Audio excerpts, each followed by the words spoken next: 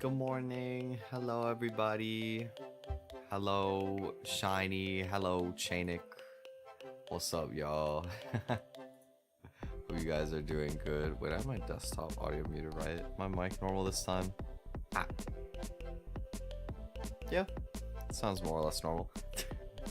Hello, Lionel. Hello, everybody. I just woke up like 10 minutes ago. Well, I woke up 35 minutes ago, but I left my bed 10 minutes ago.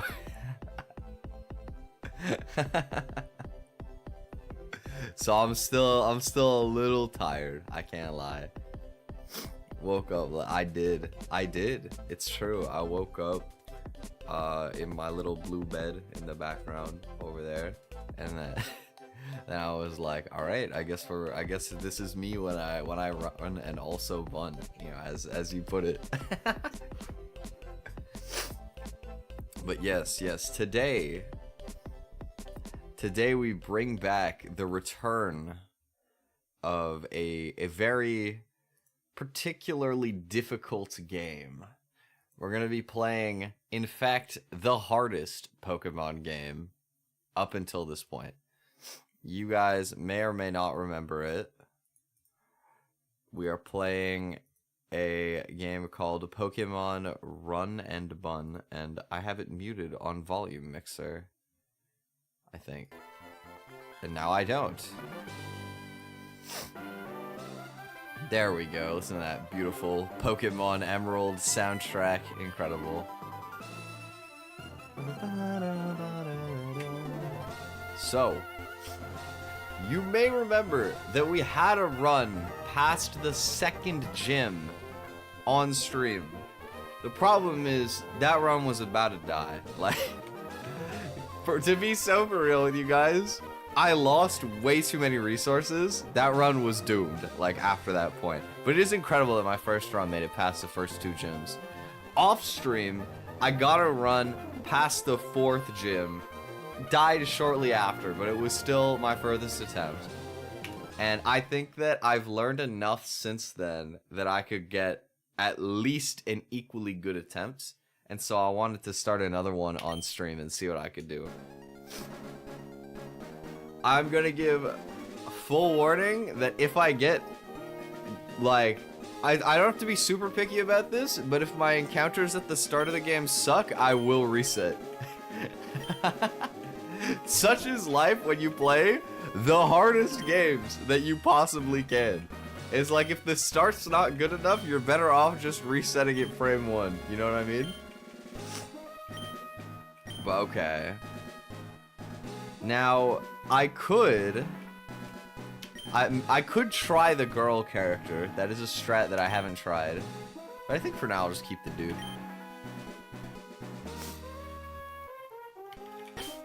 T. Unable to actually spell our own name and miss the T button. Huge. Alright, Twi. Who? No. You got I gotta lock in, bro. I understand it now.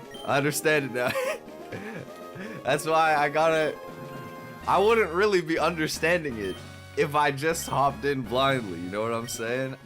I recognize what the game calls for. What can I actually get from, like, this route? What is the most important? I would love to get a lot of these Pokemon as long as I get a good one of whatever I get. Let's see. Okay, so we have the classic moving truck scene. We have parents. Crazy.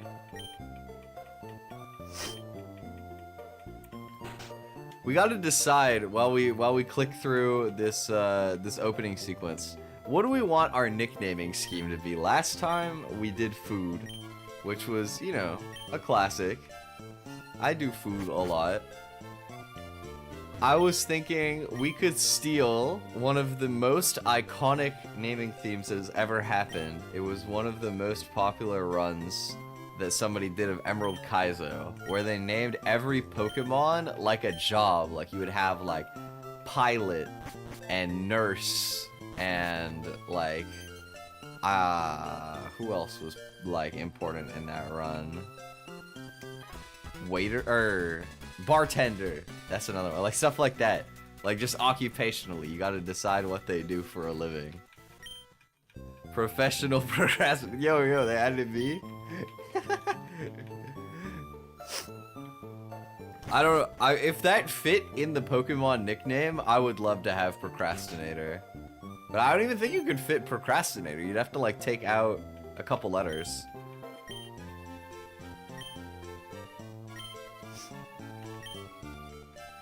Wait, can I change the text speed here? I can. See, I understand it now. I know to turn my text speed faster.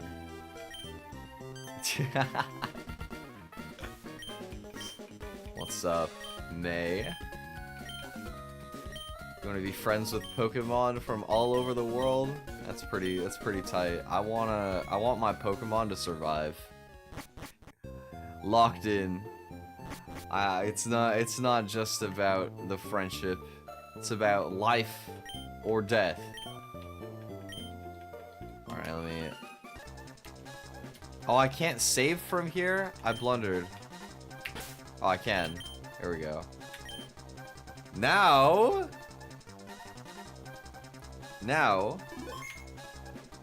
even if we get a garbage Turtwig, we can just grab another one. It's easy. all the random stuff out of the way. If my Turtwig sucks, I can just grab a new one. It's fine. Also, chaining, yes. I'm planning to pick it back up next week. That is the plan, trust me. I realize that it's been ages since I touched it. Not really intentionally. I do still want to play out Valhalla. Not shy. We gotta reset all the way until we get a shiny Turtwig? Is that the implication here? Also, okay, let me... If I am here, I'm not blocking his HP, right? Like, ever? Yeah, you can always see my dude's HP here. Good. I don't want it to be like last time where I accidentally just covered how much health he had. And you just have no way to know what HP my guy is on. I feel like I should slide the chat box up as well, so it doesn't interfere with anything there. Beautiful. All right. Yes. I do come from a Run Bun gym leader, you know. Of course I'm a good trainer. I clicked absorb twice. The GOAT, perhaps, even. Famous right-sided stream. What's wrong with being on the right side? What am I supposed to do? Be on the wrong side? Nah. This is where my model goes on the screen, bro. Okay. Oh, hear me out. Hear me out. What about Gardener. I feel like that's a nice wholesome name for our Tortwig here. Let's have Gardener. Like his whole thing is that his body grows a tree. So like him being a gardener makes so much sense. Gardener, I barely... You're gonna be able to make that joke a lot of times today, you know? You know how many jobs end with an "er"? That's like at least half of all professions. Gentle? What is gentle nature? Minus defense plus special defense? Okay, that's like... The IVs are pretty good. Low special attack is a little sad, but it's workable. I'll roll with it unless I get a garbage encounter. Alright, let's level him up. My apologies for the music speed up. How can you I don't really know. I've never thought about gardening a person. I mean, you could like pour water on them and see if they grow. I don't know. You know the thing where you like where you're at the beach with your friends and you like dig a hole and then like you put somebody in the sand. You like do that but like in the soil and then hit them with like the ice bucket challenge. With the ice bucket challenge. I feel like I would do the opposite and make you grow. I think that would be terrible actually. That just sounds like bullying. I'm not gonna lie. I don't think there is a very humane way to garden someone. Okay, you may have the type advantage, May, but I have teeth. Chomp. Alright, and then just a little growl. It's not gonna stop my goat gardener. I never said that I condoned bullying. This is a hypothetical scenario. Like, come on now, come on. I never said all that. This is how I felt yesterday. I was talking about philosophy with my friend. And mostly just how silly it was. And we were arguing what the correct answer is to the question, would you love me if I was still a worm? And we were arguing about, you know, like what the correct way to respond to that question is. And I think that it depends on the person that asks it to you. The realistic answer is probably not. But also you should always answer that you would love them because they never will actually turn into a worm, so you only risk just looking silly if you answer that you would. But then I got curious about the hypotheticals, and I started looking into how long the lifespan of a worm is, because like, I was like, maybe, assuming you're in some twisted universe where somehow somebody you love has turned into a worm, right? Surely, at that moment, you would want to, you would maybe consider the possibility that they could turn back at some point, right? Like maybe they've only turned into a worm for like a day or a week or something. So I looked it up, and a common earthworm can live from 6 to 8 years, but in city gardens usually only live for 1 to 2 years. So if you treated them really well, you could, like, they could be a worm for 5 years and maybe come out of it on the other side. Although, counter argument, if they come out on the other side, do they age 5 years, like 5 human years? Do they not age any years, or do they age the worm equivalent of 5 human years, which would be like, or like the human equivalent of 5 worm years, which would be like decrepit. I don't know. This is a weird hypothetical. I'm going even deeper into it now than I did when I was chatting with my friend yesterday. Common earthworm? Common earthworm would never die unless you're playing a Nuzlocke. So you know what? That one would be easy. And I would love a common earthworm. Because he has Earth Eater, and that's a great ability.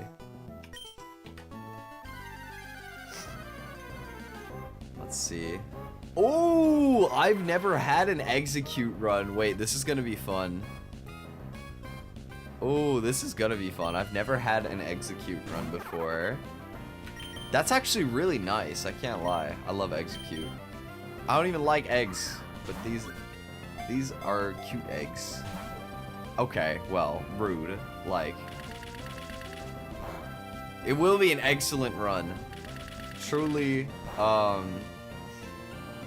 I cannot exaggerate how excellent these eggs will be. Yes, yes. Bro. Dog. Confusion. There's no confusion to be had, my friend. Get into the Pokeball. I throw Pokeball, you join team. Please? Bruh. Bruh. So I am confusion. Yeah, I was thinking of it as well. Dude, I feel like live action making like a Weedle Twineedle video when I think of the sound effects in real time for stupid stuff like that. Okay. Captured execute. What do we name you? Like Chef? We could go Chef. That would make sense. Because they got the eggs, right? This one is Kansas, but this one is not Arkansas. America, explain. Yeah. I remember that. What a classic. What a classic. Shout out Vine. What do we actually name the execute? Complete the bit. It should be Arkansas, obviously. But Arkansas sounds kind of cool though. I kind of like Arkansas. What if we gave him a really goofy name? Like, he looks like Execute is just a stupid looking guy. But we could turn him into like lawyer or politician. Like, just imagine an executor named Lawyer. Isn't that crazy? He's got the brains. He's a psychic type. One of his eggs here might be, 2 of them might be cracked open. That's okay. Yo, we're gonna name him Lawyer. I've decided. All right. Look at my lawyer, dog. Chat, am I cooked? Quiet, that is... He's gonna be slow, but plus special attack is kind of sick. It's a low IV. This is like... not bad. Definitely not bad. Oh, he gets hypnosis. This is a diabolical little guy. Well, that's gonna be nice for catching everything, because he's got a way to put everybody to sleep. Stun Spore and Poison Powder. Or Paralysis is also really useful. I don't really need Poison Powder. Poison Powder is kind of garbage. Covers the IV? Which one? Which one? The special attack was sick. Okay, I can look.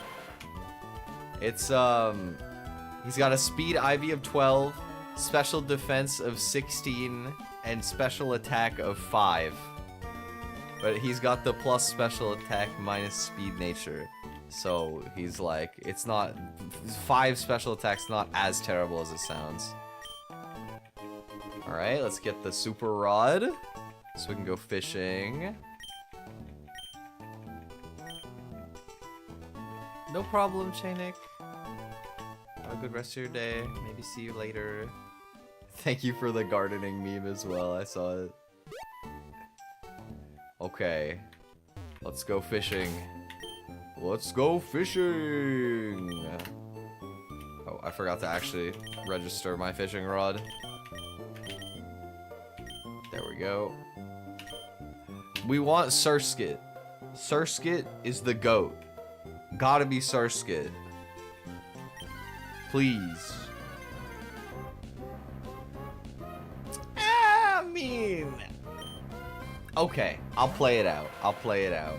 Temple is fine. I can work with it. It'll do. We did get Timothy Pull. That is correct. You know, it's gonna make doing the first gym harder, but also Timothy Pull is pretty goated for Watson. So as long as we make it to the third gym, it's gonna be pretty good. It's actually also probably decently solid into the Aqua Grunt fight early game. I don't know.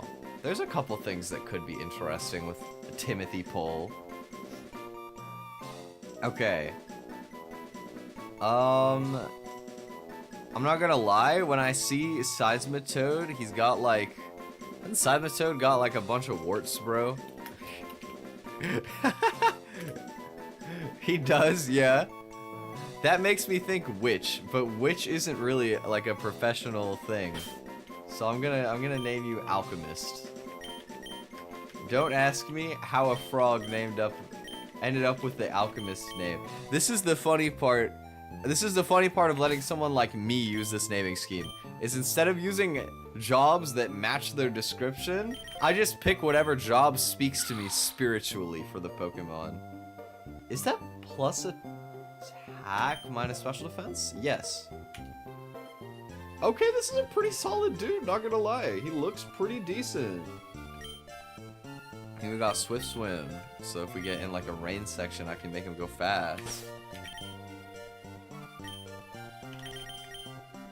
Alright, Alchemist. Welcome to the squad. Mud Slap. Huge. Okay. So we got another guy here. We got our Timpole. So far, none of these are bad Pokemon. These, as far as I'm aware, I think Execute is actually pretty decent, although I've never gotten to use him before. So that's gonna be fun. We need to see who we get here in Oldale Town. Come on, Growlithe, Growlithe, Growlithe, Growlithe, Growlithe, Growlithe. Please, please, please, please, please. Okay, that is decent. That is he's solid. I think. Wait, I'm gonna look this up. Sizzlipede. Yeah, Sizzlipede is alright. It's not bad. Not exceptional, but he's decent. It's workable. There we go. The one scary thing about having this guy as my only fire type is that he is 4 times weak to rock. So if I ever have to use a fire type against something that has a rock move, it will do like 10 billion damage. But outside of that scenario, really good Pokemon. What do I name you? Sizzlipede's nickname. We could go...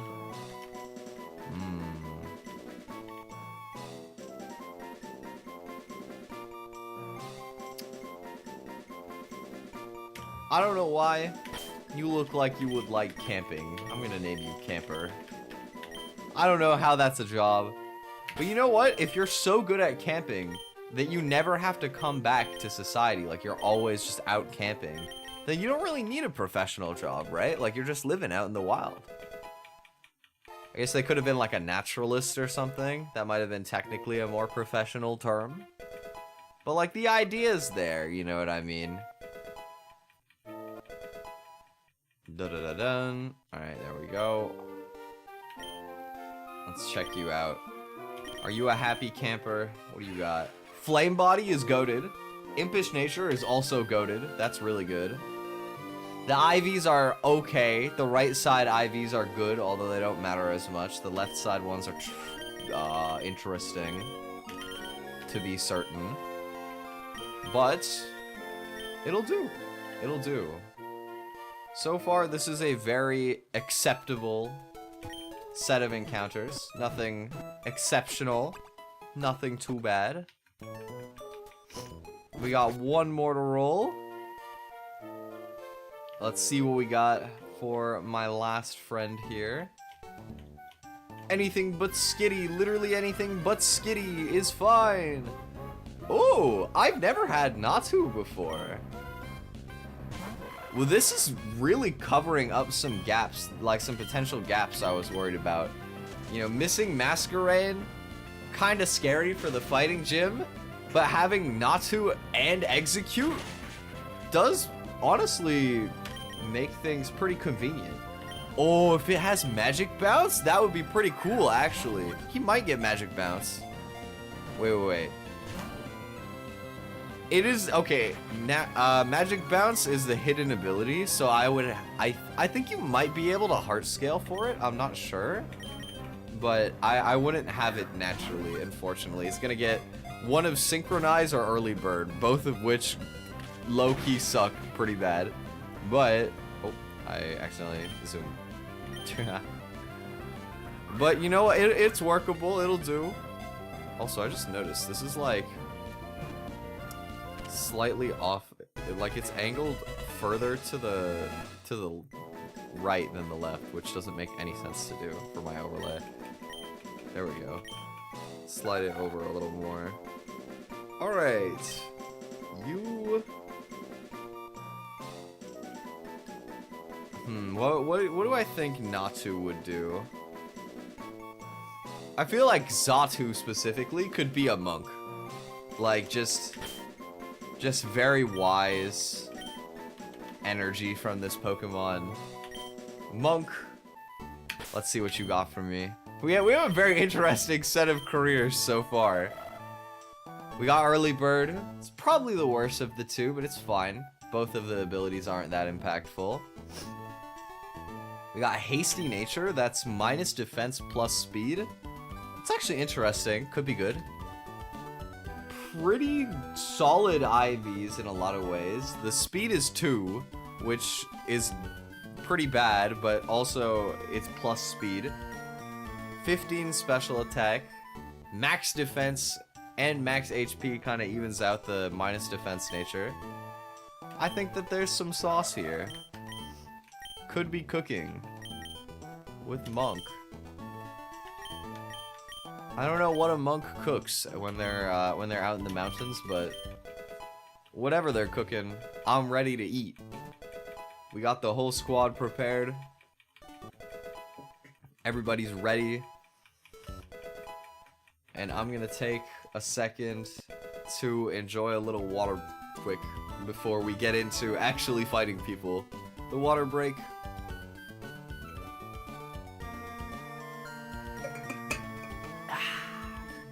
Gotta have some water at the start of the day, you know?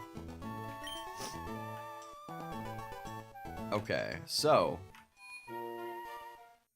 let's heal our squad up, and then we got a lot of pretty interesting picks. I feel like we got a decent amount of encounters that aren't super common, which is kind of fun. Get to experience a lot of strategies that I wouldn't normally play.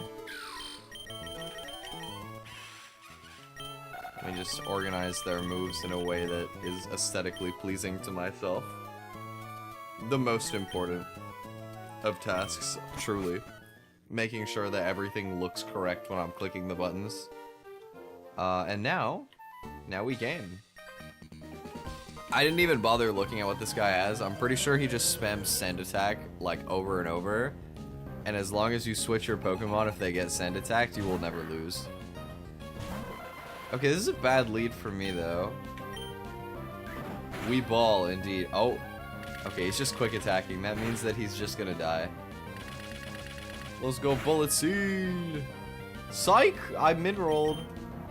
I only hit 2. Okay, well that answers an important question for me, which is that Bullet Seed does in fact still suck. Multi-hit moves are still not good in this game. They didn't buff them or anything. Good to know. Unnerve. I don't even have berries yet. But that's pretty cool. Terrified. Boom. Sand attack. Rude. I would simply hit anyway. Yup, that's my lawyer. Never misses. He wins every case. Look at the eggs. Let him cook. He may not look the part, but he just confuses the opposition so much they're unable to really form a case against the judge. He will be contacting his. I will always contact my lawyer. My lawyer. Look at him cook. -3 accuracy. Never falls into a single trap. Very, very eloquent. Very succinct. He knows what's up. Gets the job done. Represents me beautifully. It's my goat right there.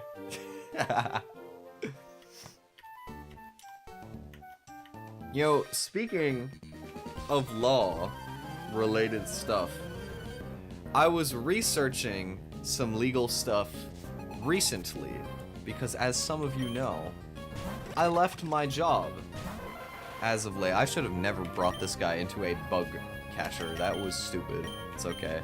I can just switch. I was researching around the legality of leaving a job without giving 2 weeks notice, because I've never had to do that before, but also it was a garbage job and I wasn't gonna get a reference from them anyway, so like I wanted to leave. I wanted to get out. But the problem that I was not sure about is in my contract it said that I give a 2-week notice when I resign, right? And I was like, it says that, but is that true? Like, is that required? 'Cause I was pretty sure the answer was no, but I was curious about the legality of how that stuff works. So let me share with the class here. Let me enlighten you guys. And this might vary depending on where you live. But here where I live in Ontario, Canada, the way that it works is that if you leave a job, you can always leave a job, regardless of notice or anything like that. However, if you cause provable economic loss to a company, you can be sued by said company for failing to give a reasonable notice upon your leave. Now, that being said, there are limitations on what you can, like the company themselves, they don't really define what is a reasonable leave just arbitrarily, right? So this is like, I don't know, if you leave abruptly and you're like a specialist at your job and they can't just replace you at the drop of a hat. Maybe you're like the lead of a certain team, and you know, a lot of systems are built around your knowledge, or you're like a really specialized professional at something, like I don't know, maybe you're like a heart surgeon or something, and there's not other heart surgeons that are like immediately available yet that they can replace you with or something. I don't know if that would actually be a circumstance, but stuff like that, right, where you have a very specialized job. If you leave in that scenario and it costs them a lot of money, or like brings harm to their business, they can sue you for it. But in a scenario like retail or something, they can't do anything because you can replace a cashier like instantly. Not only that, but the store can almost always run without that person being there. Like, I gave them my notice the night before, and I had a closing shift on the day, and their policy for if you were gonna call in sick was to do it 2 hours before your shift at least, right? Therefore, you know, you're not always gonna find a replacement within 2 hours like that, but they still allow that because they know that they can still run it and there's nothing else they can do, right? So it would be very hard to argue that they didn't have enough notice to run the business anyway in such a scenario, and therefore, I think that they wouldn't be able to sue me for anything. Now also, the other thing about it is, in the instance that it's like retail or something like that, right? even if they could sue you, it would probably cost them more money to sue you than what they could claim in damages from your leave anyway, right? Like, they're not, like, they're already paying you, like, dirt to be there. Like, there's not much to make back for them, you know? So, like, really, at the end of the day, the message is, you can always quit, like, an entry-level job, like, on the spot, pretty much, if you want to. You will not get a reference. You will probably get blacklisted from their company. It's not a great thing to do. But if your work scenario is really bad, and you feel like it's affecting your health, like physical, mental, or both, there's no reason that you can't, right? You can get out. And I think that that's cool. It's cool to be armed with the knowledge of how that system works. Because I've never heard anybody talk about the actual, like, logistics of why, like, how a two-week notice holds up. Because it's such a common courtesy thing that when you would see it in a contract, if you're not, like, versed, you might think that it's legally binding, but it's not at all. Like, it's literally, it has zero legal apprehension behind it, you know? They can't do anything with it.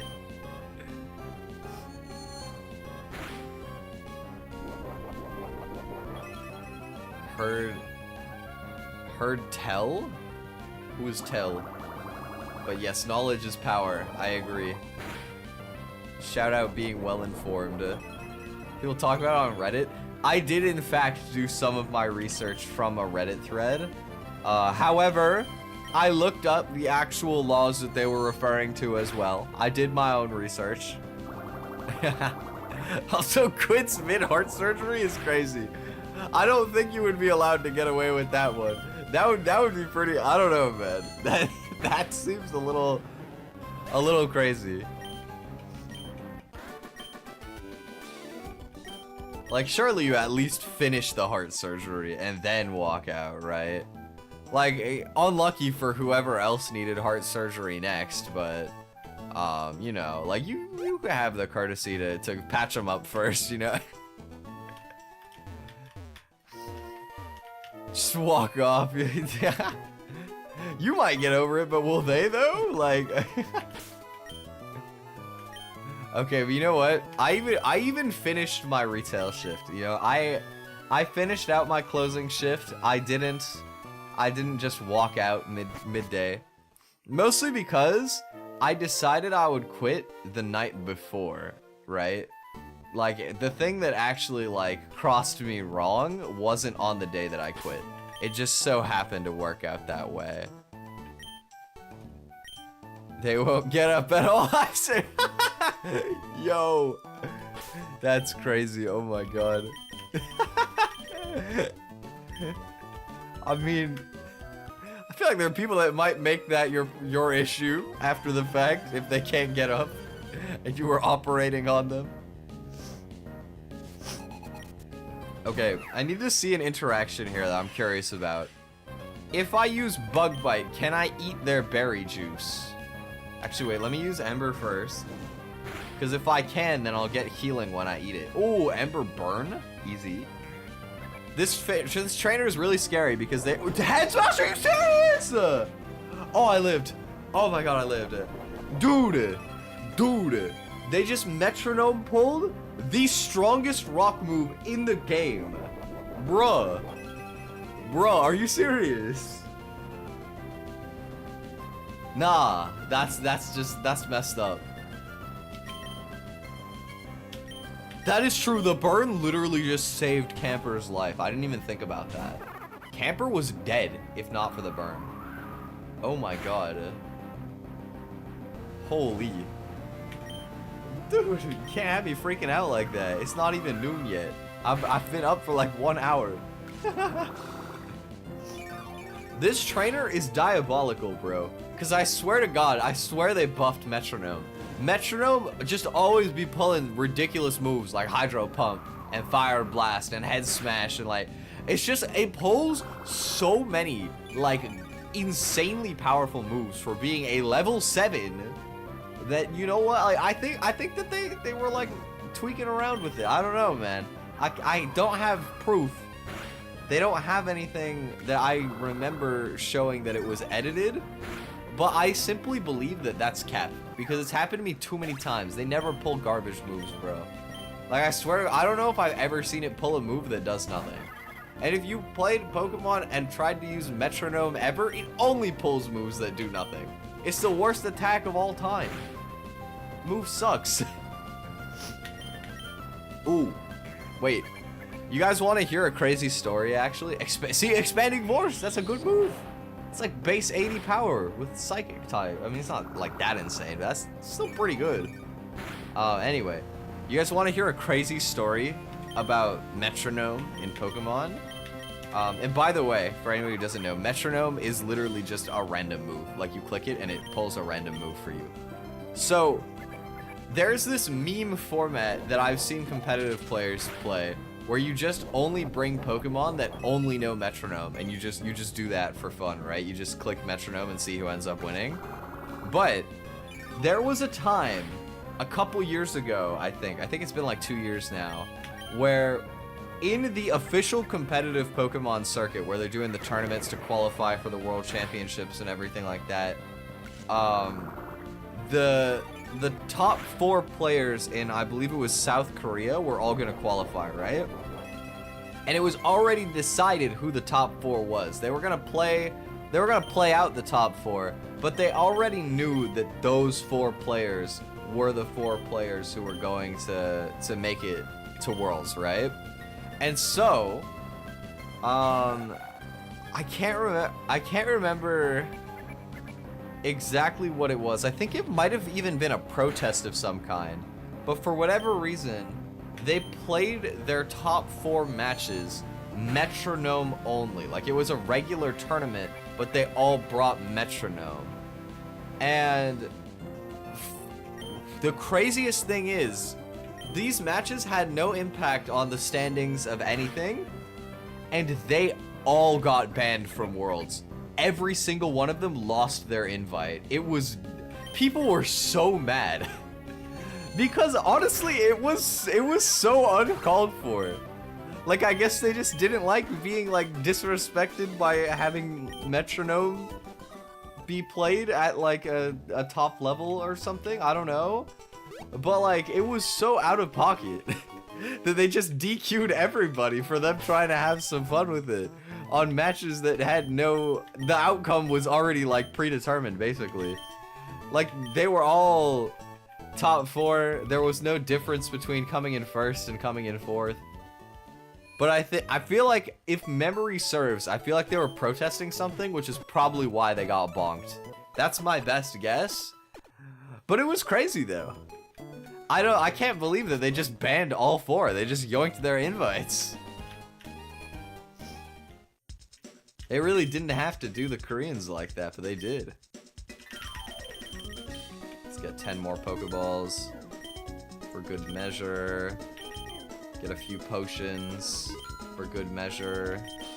Get a couple antidote. Oh wait, I don't need antidotes. I do want a couple paralyzed heal, or I'll get like 1 paralyzed heal and 1 awakening. You never know. I have berries for poison. Okay. Thank you, random cashier.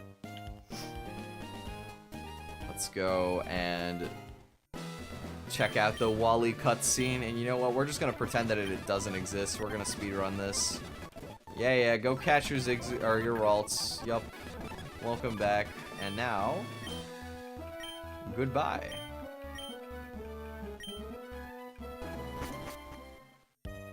Very cool, very cool. I already healed my team. Why am I here? Okay. And then there's this random dude with the sunglasses that talks to you. I remember you, sir. I am a Pokemon trainer. Your clothes aren't all that dirty. You're either a rookie trainer or maybe you're just an ordinary kid. Hey, just because I'm new on the block doesn't mean that I'm a rookie. I'll have you know that Gardener would kick your shins in. He's got shell armor. The strongest. I just remembered that I turned on my repellent. No wonder I'm getting nothing. Okay.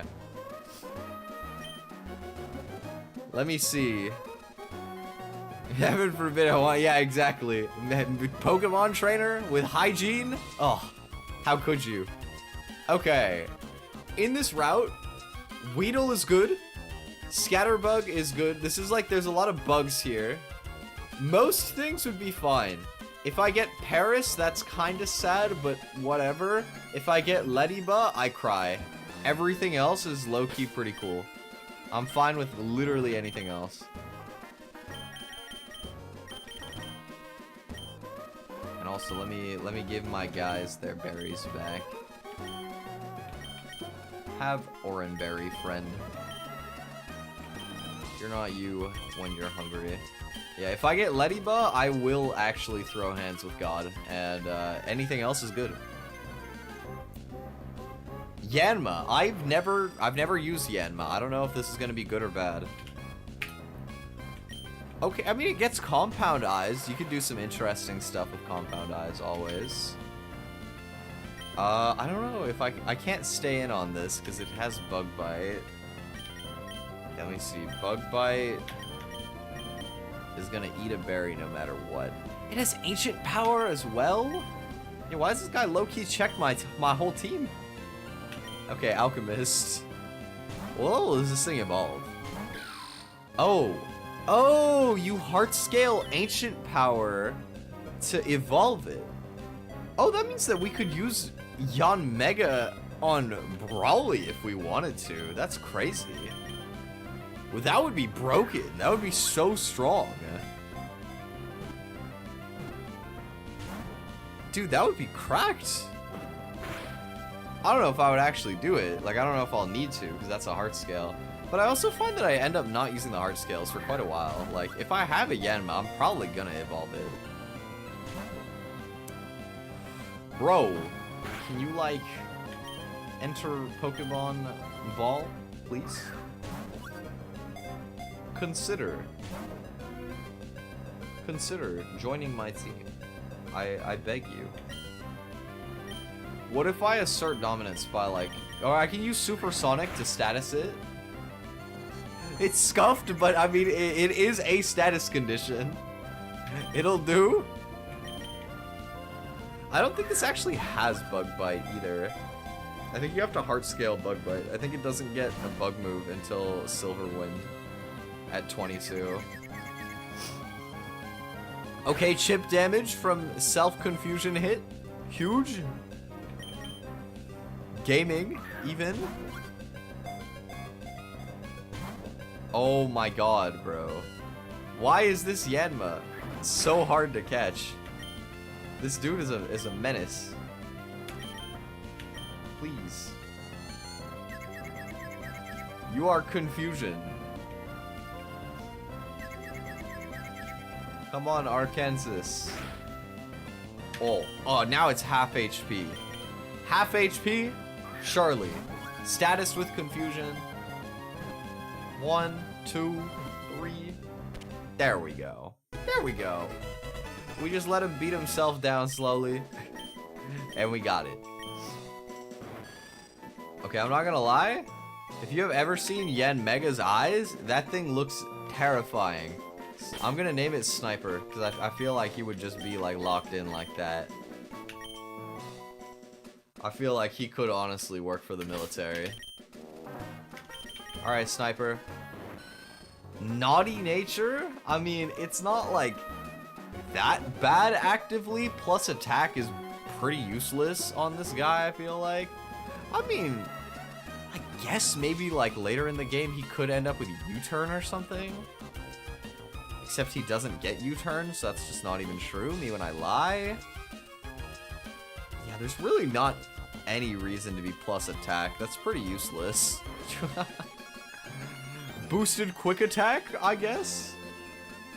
19 special attack is good. 5 speed kind of sucks. I don't know. This Yanma is a weird one. Oh, it did have bug bite. Okay, well I was scared justifiably. It just literally somehow never clicked bug bite. Yeah, okay. Well, I mean, at least early game, it'll be really strong if I do choose to use a heart scale on it. Like, I think that Yanmega would make the first gym probably not that hard, because it can't check everything, but it can do a lot of damage to the stuff that it can check with Air Cutter. Like, this thing will be doing crazy damage. I guess we have plus attack Bug Bite. Early game, that'll be not terrible either. Cool. Welcome to the squad, Yanma. I don't know how of use you're gonna be, but it'll be an interesting pick to have on the roster regardless. And also, you guys may or may not have clocked the fact that I have not done any fishing here in Petalburg City. That is because technically it's optimal to wait on that encounter. You're supposed to do it way later in the game, like after the 5th gym, I think. And if I need it, I can come back and and I can fish something up later if I'm like in a do or die scenario prepping. But I think there's a decent chance I can make it out without having to rely on that, and it would be ideal if I didn't have to. So, you know, such is my genius plan. That is the idea here, is that I'm just gonna be so good that even without it, I make it all the way past gym number 5, and I just reap all the benefit, and it'll be epic. This guy's faster than me? I guess I am minus speed. That's okay, lawyer. You still close up the case. Show me 4 hits. Show me 4 hits of bullet seed. He has a berry. Show me 5 hits and a crit. Come on. That's 2 hits. I mean, you tried. You tried. You know what? I can respect that. You did try and make it work. It's okay. Oh, the speed tie! It's actually equal speed. Come on, show me the 3-hit lawyer. Put him away. Yeah, lock him up. My goat. Let's go, lawyer. Packed him up. Beautiful. Okay, so this guy has that. Here's the Yanma. This Yanma is kind of scary. He's got acrobatics, although he does have an item, so it's not that strong. And he has Sonic Boom, which is a move that always does 20 damage. And you might notice that all of my guys have like under 40 HP. But with the use of an Oran Berry, you can manage to survive 2 because of the healing, which is pretty smart. You can make it work. This guy can't actually threaten that much damage. All I can really click is bubble. But you know what, Alchemist? Hit him with a bubble. Huge bubble. I mean, it's chip damage, like, you know, it's a little something. Slowly but surely. Next we bring in the monk. I'm trying to be careful. I don't want to have to use my dudes that are weak to flying. Okay, I still live a Sonic Boom. 22 HP. Let's go for Peck. It's super effective.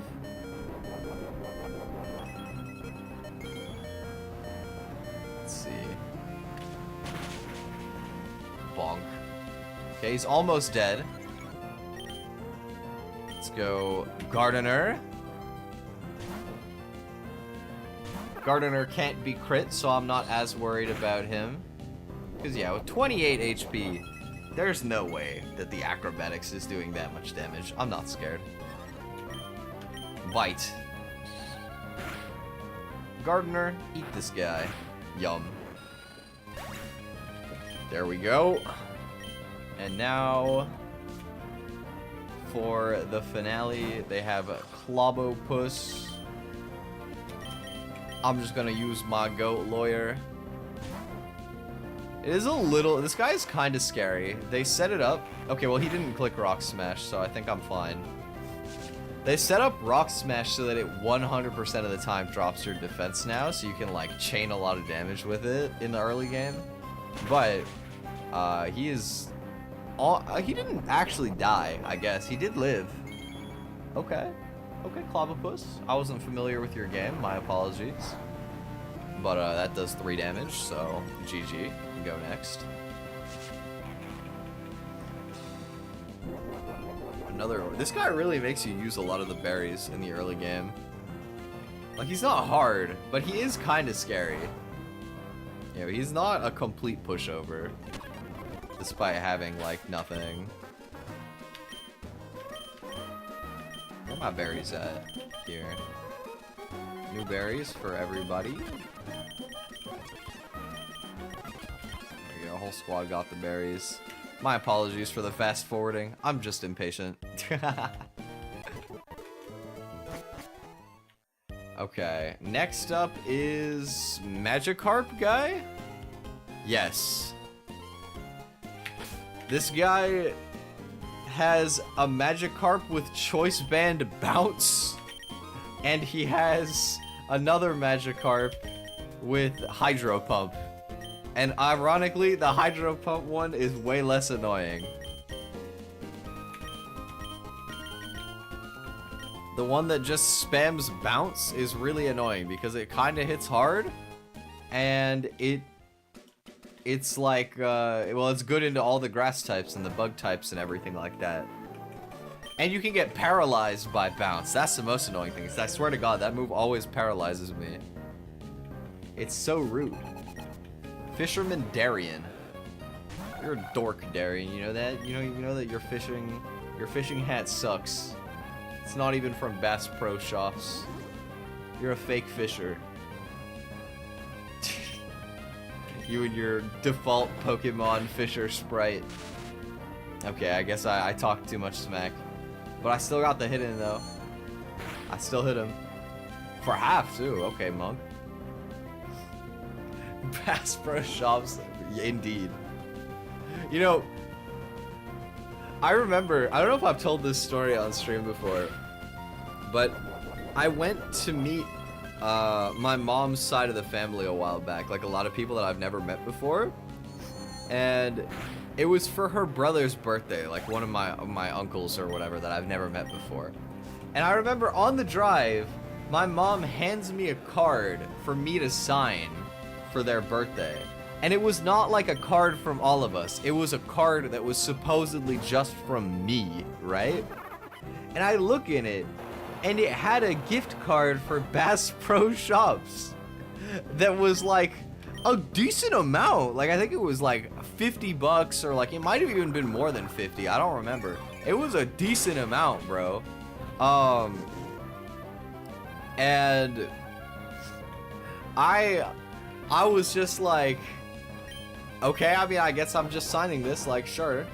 So I signed it, and I remember I didn't talk to him, like, pretty much at all for the whole day, except for randomly when I was, like, way off to the side and he was, like, sitting with a bunch of the other old people. He like, yelled out to me, he was like, "It's just what I wanted, thank you!" And I was like, "No problem," and I laughed awkwardly because I don't know, they just handed me the card and I signed it, bro. I did not pick it out.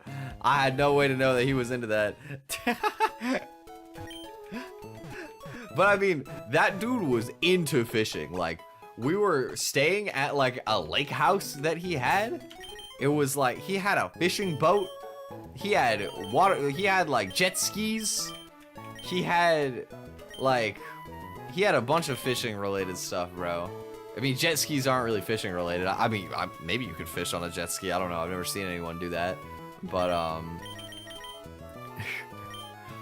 but he was definitely a fishing type of guy. I feel like a lot of my family members are fishing guys. But I don't know. It's hard for... I would be down to try it, but it's hard for me to imagine myself enjoying fishing particularly. Like, fishing in games is cracked, but fishing in real life seems kind of boring. Also, am I gonna buy a fishing pole and for some reason go bowling? What? Connected to a bowling alley? That is... You know what? Bowling is low-key white people activity, as is fishing. So it could be a profitable connection. It's a weird connection, but I can see it. Like, it could work, you know. I wouldn't knock it off rip. There's a little bit of sauce to the idea.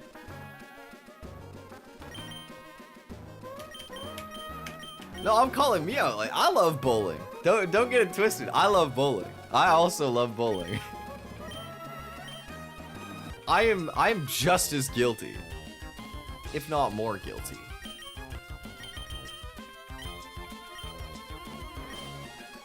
Fishing on the web? Yes, of course. Web fishing is in fact quite goated. Okay, but you guys want to know a different, very opposite but funny story? So I have a friend that I was hanging out with yesterday, and he just loves like really memey like apparel, like really just stupid garbage, you know what I mean? So anyway, this friend of mine, I think, has one of the funniest hats I've ever seen. It's literally like, I'm pretty sure it's like a bucket hat, but whatever, it's like it's a hat that says, and I quote, "Fuck off, I'm fishing." He's not even somebody that fishes, but he just owns a hat that says "Fuck off, I'm fishing." just for the lulz. He just has it. You have that hat? Yo, wait, that's insane. I didn't realize the influence of this hat was so universal. But that's beautiful. I mean, it is an incredible design. The "fuck off, I'm fishing" hat is quite, I mean, truly just a classic. Like, how could you beat such a masterpiece?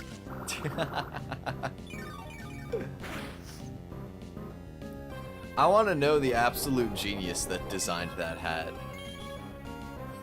Like this? Oh, let me see.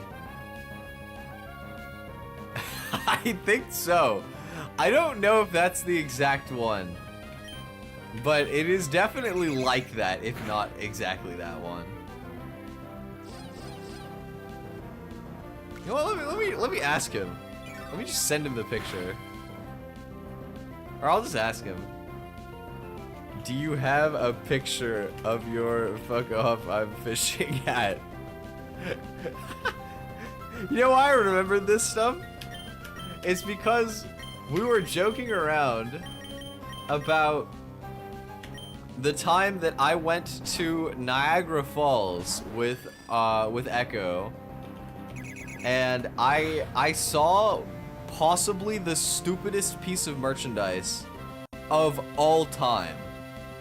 I need to show you guys this. This is genuinely so dumb. It's really funny. There is a shirt that I found at a merchandise store in Niagara Falls that literally what it is a shirt with the most cursed smiley face of all time. I spoiled it a little bit. You have this smiling emoji, and it says, "Boobies make me happy, Niagara Falls." Like, there is nothing at all about Niagara Falls on this shirt other than the fact they just wrote Niagara Falls at the bottom. Boobies make me happy, Niagara Falls. Truly a piece. You got like some weed shirt on the right as well, as you can see. We did not buy it, but we should have bought it, honestly. Blunder on my part. There's white paint on the bottom? There is, you're right. There's I don't know what that is. It's stained. I don't know, somebody who had that shirt liked boobies a little too much, I guess.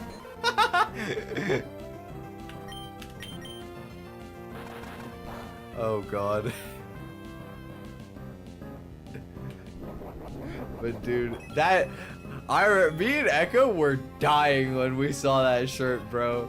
Like, we were just like, there is no way that is a real piece of merchandise that somebody created. Like, it's It's just the fact that they wrote Niagara Falls at the bottom is so funny to me. I can't get past that. It's just so unbelievably stupid. It's excellent. I love it. It's oh yeah, no, it's a whole story. They had a bunch of really bad shirts. They had a lot of really bad shirts. My W dad is a mug like that? That is funny. I'm not always a fan of really crude humor, but like, that's just so funny. Like, like everything about that shirt is so awful that it's amazing. Like the really cursed smiley face, the random Niagara Falls at the bottom. It's just so beautiful. Okay, come on, you hit through this attract. You got this. Oh wait, I need to check something. Yeah, baby! Let's go! I just got refunded $100! Yeah! Let's go! Oh, that makes me happy. I was pretty sure I would win that refund, but I wasn't sure. Oh my god, okay. Context. I had a very not pleasant experience with an artist recently, and I got kind of shafted out of my money, and I went to claim it back, and I did. Shout out Vegan for siding with me and encouraging me to get my money back, because it looks like PayPal also sided with me. I have to email them later to let them know that I won the case. But very cool. Oh, and the flame body. And the flame body for the BM. Get owned. It's just a good day today. Yeah, I don't know. I feel bad because I never like having to refund, especially from an artist. Like, I love artists. I work with artists all the time. I'm happy to pay as much as I can afford to for like any given project. And like, you know, I think that, I mean, I wouldn't be able to have this outlet if not for artists, you know what I mean? I'm very passionate about art, despite the fact that I myself am garbage at it. And it makes me very upset when I have to feel like, even though somebody, like, I have a feeling, I don't know if you guys can relate to this, but when somebody has done work, even if it didn't come out how you want it to, like, they still deserve to be paid for their time. You know what I mean? In the same way that, like, if I was paid to, like, mix somebody's song cover or something, not that I really think that I'm good enough to be taking money for that, but say I was, right? Say I did. Even if they didn't like it in the end and they didn't want to post it, I would still hope that they would pay me money for my time, right? At the end of the project. And I feel the same way about, like, about artists making something for me. Now, that being said, like, this artist was just, like, it was just abnormal. I've never experienced anything like it in all of my time working with an artist. It was like, they had really weird intuition. Like, there were a lot of things that I would normally not, like, feel the need to be spoken, that I had to, like, ask about, or, like, what it basically boiled down to is they were A, making some kind of, like, odd choices in the composition and stuff like that, but B, they just kept not paying attention to my references. And so I would have to ask for, like, a billion revisions, like, over and over and over and over and over, and I'm not the type of person to ask for revisions very often. And if I do, they're usually very minor. But this person would just keep ignoring my refs, so I would have to keep being like, oh, this isn't how it is in the reference, I need you to fix this, or whatever. And it was a tight deadline project that they did not respect the deadline they promised me for, like, at all. They didn't even sequence the work in the way that I asked them to. And it just threw everything off whack. Had to scrap the project, more or less. But the fact that I scrapped that project is leading to a way cooler project that is in the works right now, that is coming very soon. So, pretty hype. Okay, let me see. This is the first quote-unquote boss fight of the game. It's not that hard, but I do want to make sure that I don't do anything troll. Alright, Carvana, I could beat that with Turtwig. It's an option. Is there anyone safer than Turtwig? Yeah, Yanma outspeeds and kills with Bug Bite. Shout out plus attack Yanma Gaming. Okay. Wait. Yanma low-key sweeps this guy's entire squad. Yanma cooks this guy. Yo, Yanma can actually solo this whole fight. That's crazy. I just give him a cherry berry and he solos the entire squad. That's wild.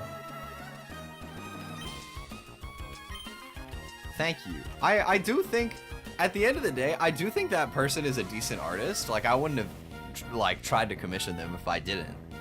I just think that they, I think that when you're doing art commissions, communication is as big a part of the process as your actual skill as an artist. And it is definitely a little bit frustrating when you have somebody who puts on their page that they're like a native English speaker and, you know, they agree to everything and then they just kind of like randomly do stuff and ignore refs and ask for like really, like I had to keep finding like pose images for like every single time that I wanted to suggest something instead of them just looking up a pose themselves or stuff like that. It was just a lot of work trying to work with them. Okay, let me see. What is the optimal way to sequence this? Against Krogunk, Air Cutter into Quick Attack is almost guaranteed to be a kill, so I'll do that. Although they're gonna fake out this turn.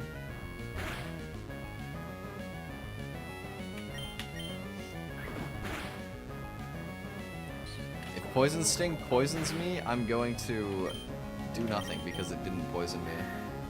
Alright, hit the range. Nice. Let's go. But yeah. I got kind of lucky because that artist had like no refund in their TOS. And to be honest, as much as I was unhappy with the work, I'm pretty confident that if they had actually finished the art on time, I wouldn't have had a case.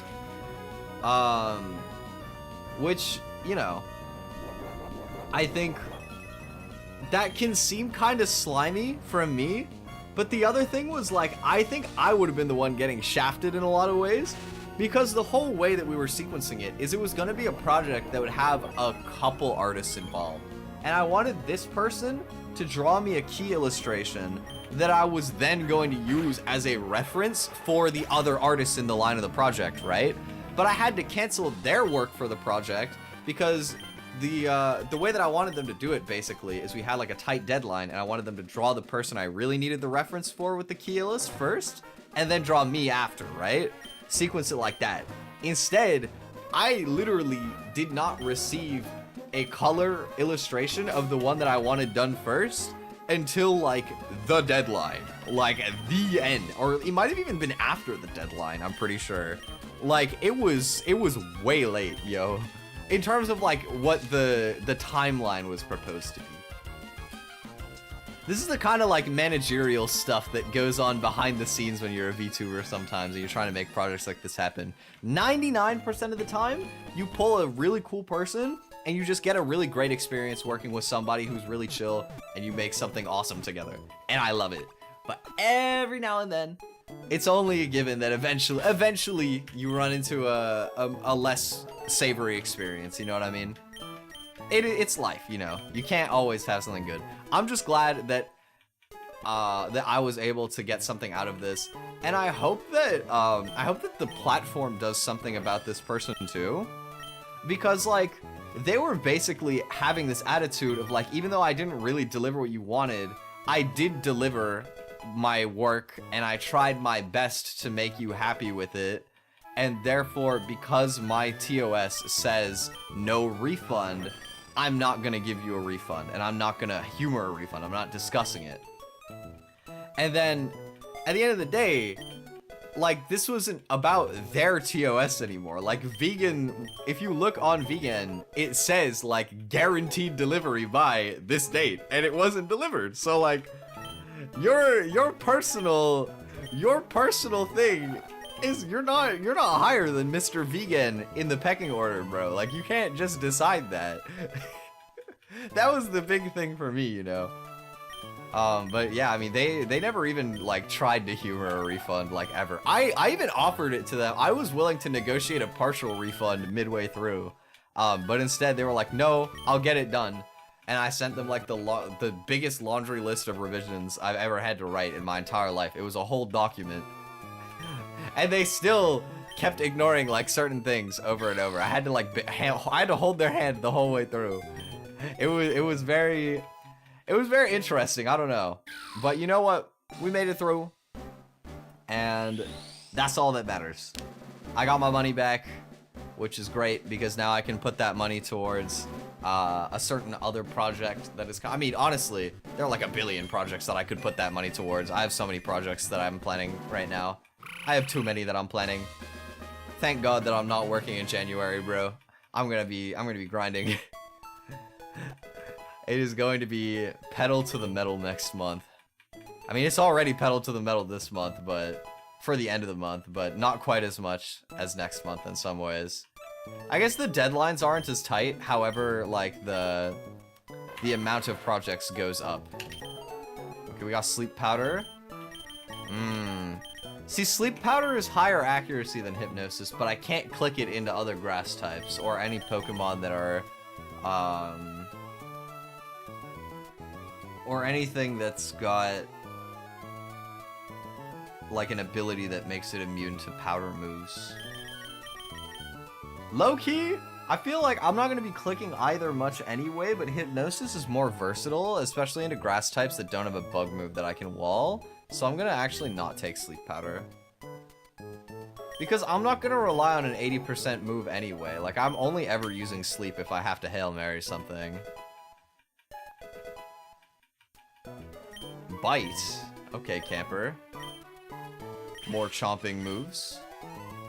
Get rid of Smoke Screen. I don't think I particularly need that one. Yeah, but you know what? I feel glad, actually, because I had an one of the artists that I had planned to work on for that project with, where basically I had to cancel their work. I had to cancel their work because the project wasn't happening anymore after my experience with that first artist. That made me kind of sad, but I think that I actually have a project for them coming up soon that I could do with them. So I'm glad that I might have an opportunity to, like, give them work anyway, because it always feels bad when you, like, tell somebody, like, yeah, we're gonna do this project, and then you come to them and it's like, hey, actually we're not gonna do this project anymore, because I know that they were probably I don't think they had, like, a super big queue or anything, but still, like, you know, they might have set aside time for it, and it's income that they could have been expecting. Always feels bad to, like, not be able to go through on that. So I'd be glad if I get to work. And I also think that their style is pretty cool. So I would be glad to work with them if they end up responding. I don't know, they haven't responded to me for a couple days, so I think they might be busy now. I don't know what happened. But if they end up being available for it, hopefully I will get to work with them in the end anyway, which is nice. But yeah, I feel like now I have to start diversifying how, like, finding artists that I work with as well, because I need to start working on projects simultaneously, and if I do that, it means that I can't just go to the same artist over and over, you know? Like, I feel like for most of my recent projects, I would either go to Tomoko Mama or I would go to Harushio. Honestly, yeah, they honestly have done, like, almost all of my recent projects if I think about it. Yeah, I just keep commissioning those two because they do good work. Because I like working with them. But you know, I can't always do that. So it's nice to try and get to know some other artists as well.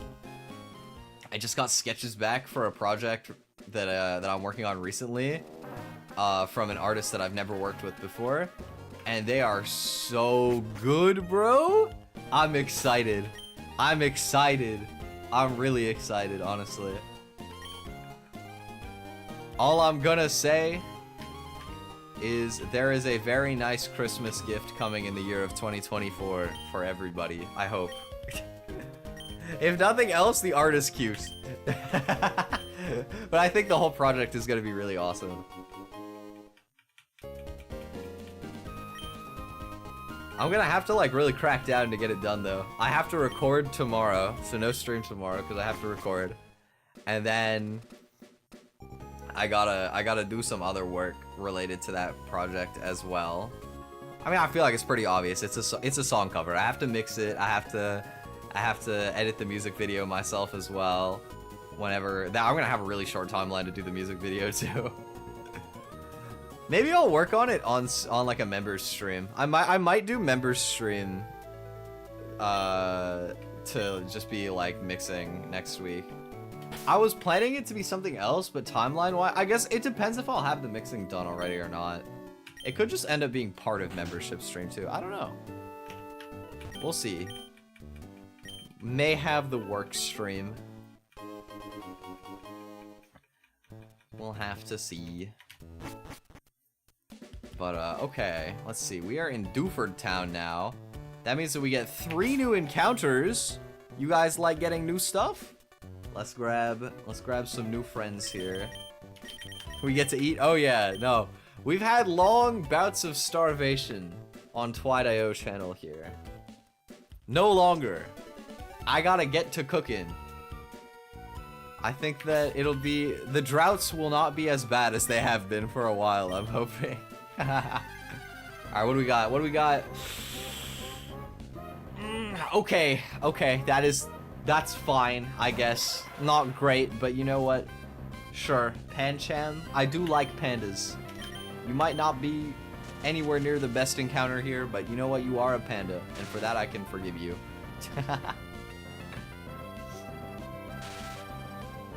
I would really appreciate if you just went 1 ball for the fans.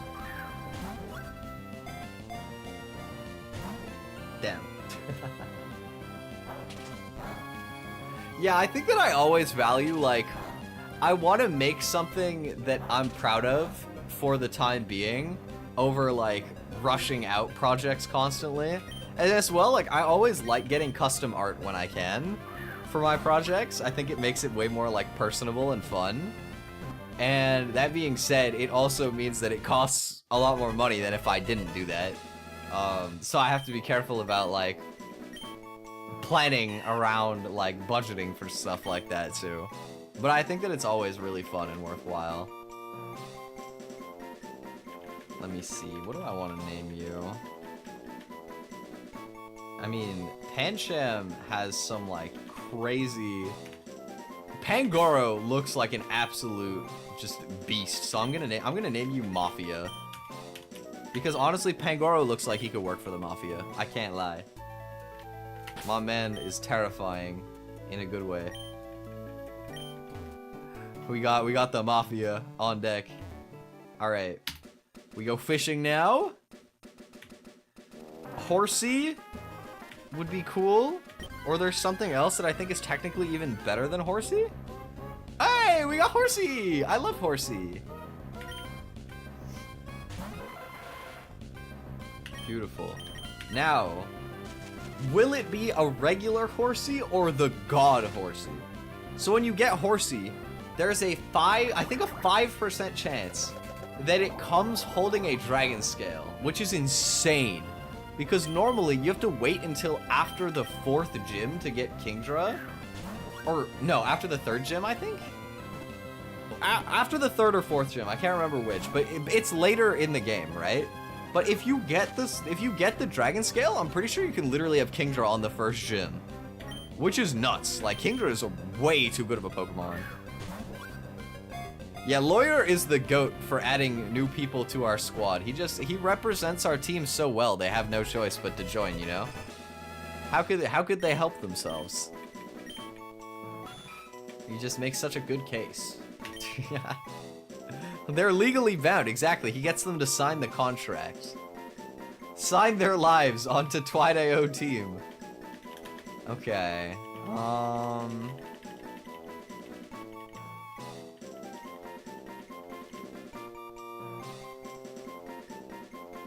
Alright, you know what you can't spell horsey without? HR. So we got the HR manager. Making sure our company runs smoothly. I'm picking the worst company. I'm picking the worst job names for everybody. These all are so random. Even when I've used this naming scheme before, usually I pick something that matches the aesthetic. I'm just feeling very silly this morning. Ooh, Choodle is good. Wait, Choodle's really good. This is an excellent pull. So far, our encounters are looking pretty juicy in the early game. I can't lie. I'm liking how things are going. Oh, okay. I was scared. I think I was overreacting a little bit to the bite, you know, not exactly the scariest move of all time. But it did spook me mildly, you know, it was super effective. I was worried. Okay. Snapping turtle. What would be the worst job you could ever give to a snapping turtle? Being a babysitter. And that is exactly why my GOAT babysitter is joining the squad, baby. Let's go. You guys would trust your firstborn child with babysitter here, right? He would never eat them, I promise. I think he might literally even have like strong jaw or some like stupid. I hope he's got shell armor. Shell armor would be the better ability, but strong jaw would be hilarious. Okay, let's take them out of the box so I can level them up. We just added the mafia, an HR manager, and a babysitter to our squad. It's an interesting combination of roles here to join the team. Okay, let's see. Okay, let me check out their stats as well. So you have Mold Breaker. Lax Nature is plus defense minus special defense. Okay. And the IVs are, I mean, kind of bad. I can't lie. They're not great. But you know what? Okay, it's workable. Horsey, Swift Swim, Bold Nature. This is all not bad, actually. And the IVs are pretty good. I mean, they're not great, but 13 special attack, 30 SPDF and speed, 10 HP is fine. 0 defense is pretty sad, but it is plus defense nature, so that helps a little bit. And we did not get the Dragon Scale. We didn't get the goated HR manager.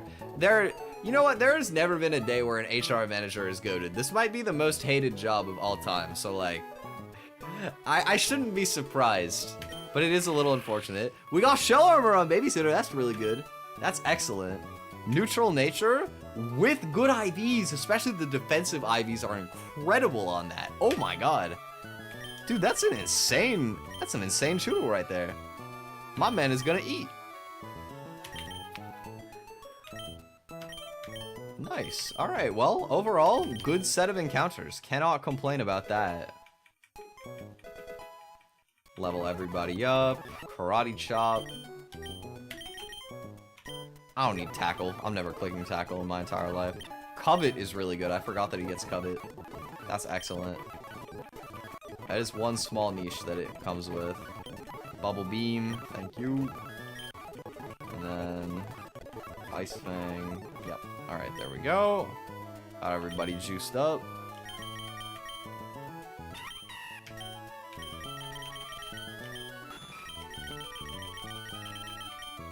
Or I guess actually, I'll like put this like here and this here. I gotta like organize my moves in a way that is aesthetically pleasing to my brain. And I will give all of you Oranberry. Because it's only common courtesy. Here at Twi Your Company, everybody gets a berry. You're not you when you're hungry. Okay, so we'll do that. I definitely want Gardener on the roster, like permanently. I mean, honestly, I think that we can just roll with the same squad that we had in before. I could, like... I could switch out somebody to have Pancham in, but I don't think Pancham being in is that important. Okay. So technically, there is one more encounter left that we could grab. I will not be grabbing it, though. I'm going to be delaying it. And I'll explain why in a sec. First, there's a guy up here that I need to fight. There's two guys up here that I need to fight. This dude has Staryu, Lombre, and Aracuda. He's got a bunch of fish. Let me update my calculator so that I can be well informed while I plan, although I don't think there's much planning required for this fight, honestly. Like, Grottle kind of just cooks his entire squad. I have Grottle at the front? No, I got Lawyer at the front right now. And Lawyer might... Does Lawyer risk anything? No, actually, I can lead with Lawyer. That's fine. Two big guys. Yeah, but what was I gonna say? I'm gonna delay Granite Cave because of a hypothetical interaction that I've never been lucky enough to experience in any of my runs, including the ones off stream. What it is that if you catch an electric type Pokemon with the ability Static, what you can do is you can go into a route that has a potential electric type encounter, and instead of whatever normal odds it would be, it's a 50% chance to get the electric type, which is really good. That's goated. Like, that is insanely goated. Now, the downside, of course, in this scenario is that you have to get an electric type with Static first, and I've never been lucky enough to actually pull one. But if I don't need the Granite Cave encounter right away, there's no hurt in checking, basically, is the idea, because you're just going to get it before the first gym anyway. Because there is a Pokemon that is the GOAT of early game in this game, and really good for the whole game. It's Togedemaru, the little steel Pikachu clone from Gen 7. And he's very cute, and he's really, really good. And there are 3 chances to pull him, and I have never won. Like, in every single run, you get 3 routes that you could pull it, and I've never gotten it, ever. Not once. It's usually like 20% or 10%, which isn't like great, but it's not terrible, especially when you consider there's 3 times. But I've just never gotten it. I've never been lucky enough to pull the GOAT. So I'm holding out hope that in this run, for once, I will pull the GOAT.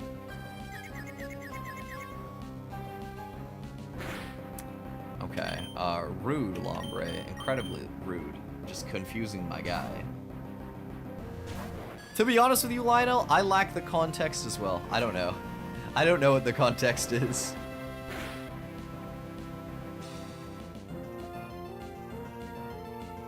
Okay, hit him with the air cutter. Bonk. Then Aracuda is gonna come in.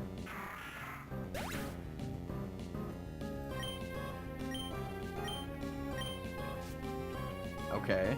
And this guy has a flying gem, which gives him, I think, Does it double the power, or is it just 1.5? I don't remember. Boost the power by how much? 50%. So he gets a 50% boost to his peck right now. Now, mind you, it's peck. It's like base 35 power. He's not even a flying type. Okay, he laser focuses instead. Interesting. But yeah, I mean, he doesn't really do much damage. I could have honestly gone into a grass type because he's so weak it doesn't matter. He's like fake scary. But I'll just beat him. I'll beat him up with Alchemist. Let Alchemist do a little cooking. Aqua Jet, rude. Trying to waste my Oranberry. But no luck for you, sir. Get out. GG. Fisherman Elliot. Absolutely destroyed. Okay. We need to put berries back on a couple of friends here. Only one friend, actually. And I can go up here. I get a dive ball. That's not what I thought I was getting. Here's the heart scale. Yes. So if I want to, I could get Yanmega now. And it might honestly be worth it. Or, well, oh, okay. I can't get it now because I can't level. I'm already max level. I should have thought about that and delayed. Like, I should have only gone to level 16.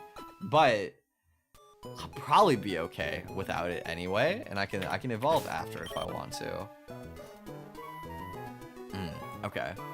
So, who's next? There's one more trainer that we have to fight here. Ruin Maniac Georgie. Oh, this is the guy with the Munchlax. I remember this guy. So he starts with a Dwebble. Has weak armor. Do I have anybody that can just bop him? I do! HR Manager is about to be clutch. We're starting to get to the point in the game where it might be worth it for me to pull up the docs on screen. We're starting to hit that point. Definitely Sizzlipede for the Mawile, and then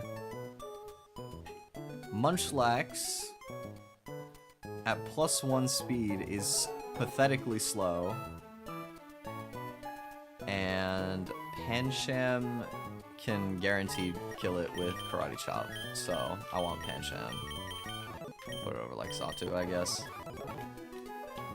Pretty soon I'm gonna have to start prepping on screen. Make sure that the people are following, or at least you can like pretend to follow along, you know? Sometimes, like, basically, I don't know, prepping in these games is kind of interesting because you're basically planning out the whole fight before it even starts.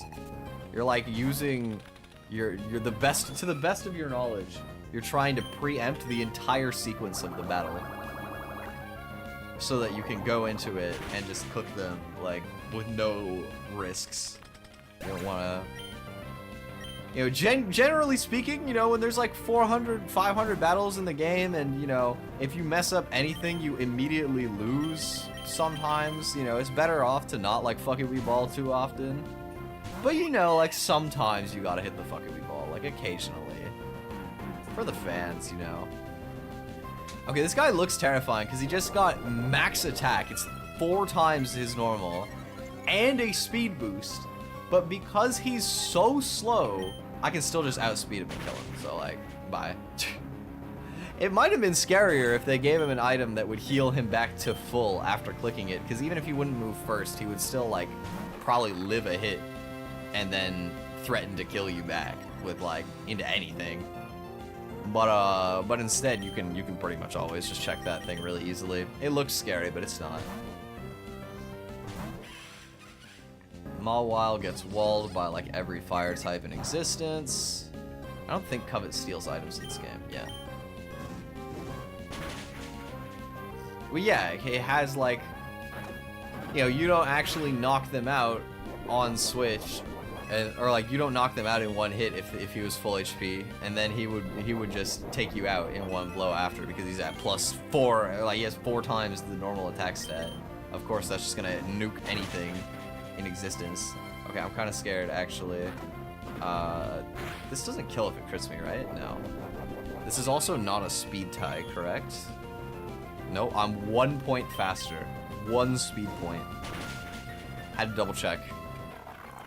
I didn't want to risk losing camper for no reason, because losing camper would be real bad. Sandy gas. I can go... You can just go gardener. Doesn't really do much into my goat grottle. Putting him to sleep does do something. I'll go HR manager on this, and then there's like a 94% chance to kill or something with Bubble Beam. Goodbye, good night. Get out of here. There we go. Alright.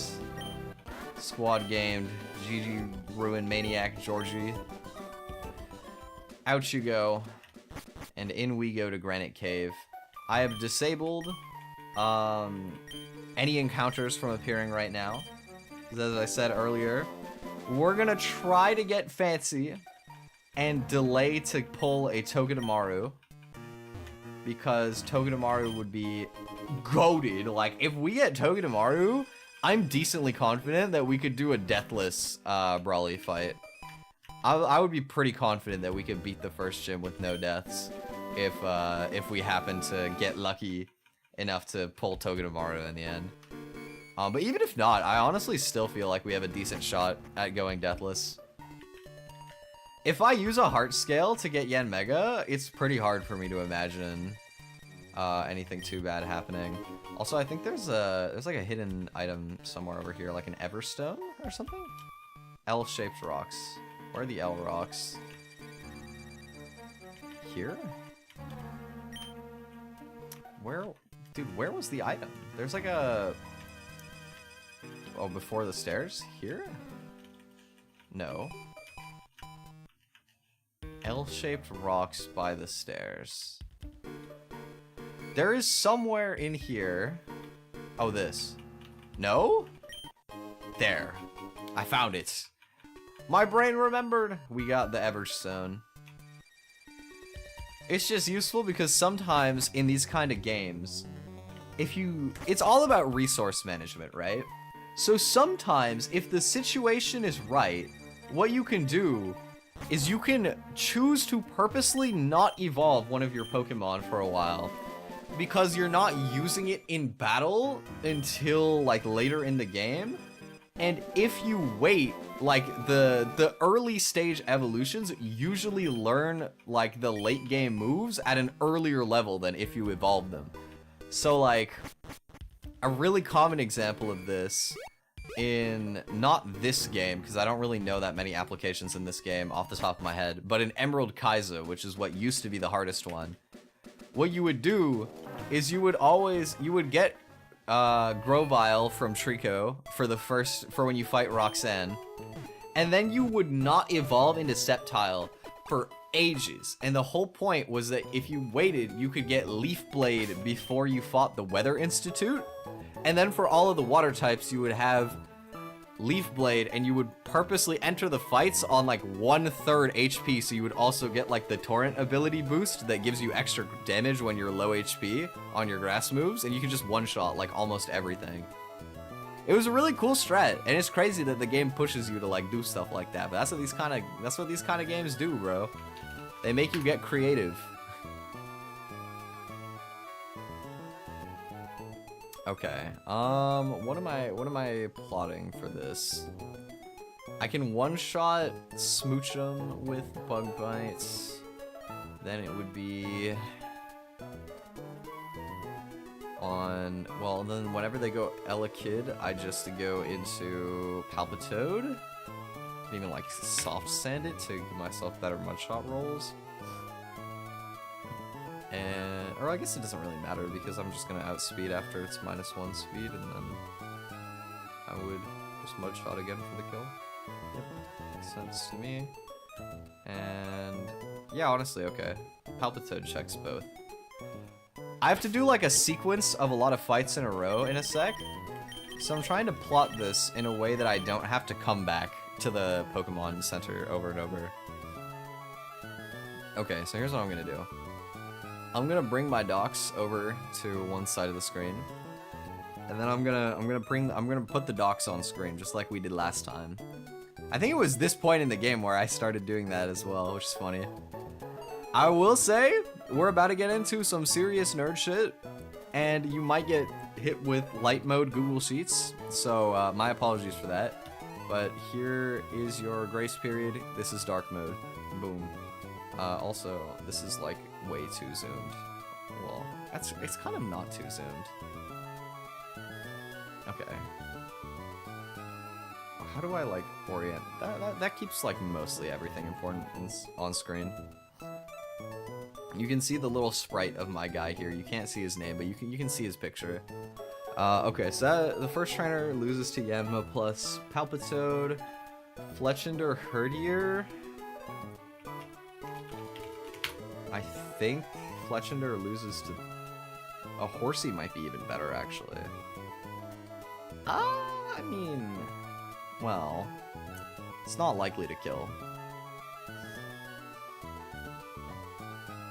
But it is a perfectly safe 1v1. Like, I can do this, and then on Herdier, go like, Groddle is pretty safe? Like, Groddle plus somebody else will work. And then Wingle, Weasel, Palpitoad, I'll probably want to like separately prep for that afterwards, so... Okay. For now, this squad will do. Alright, let's go beat up some trainers. Off to Slateport, let's go!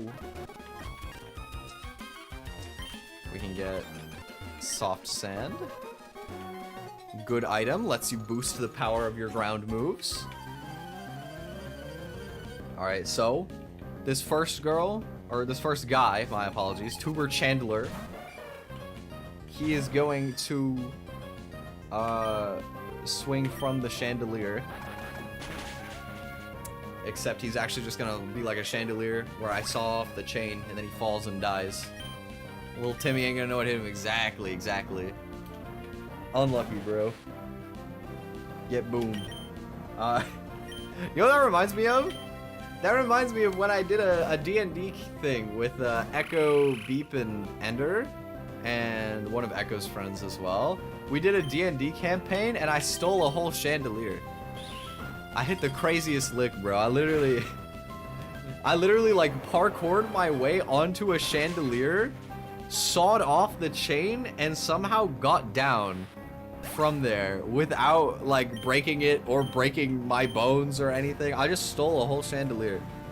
I stole a lot of things in that playthrough, bro. Like I stole my scimitar that apparently I could have taken for free. I stole a chandelier. I stole like the key artifact of the game at the very end. I stole a lot of things. Like why? I was a rogue.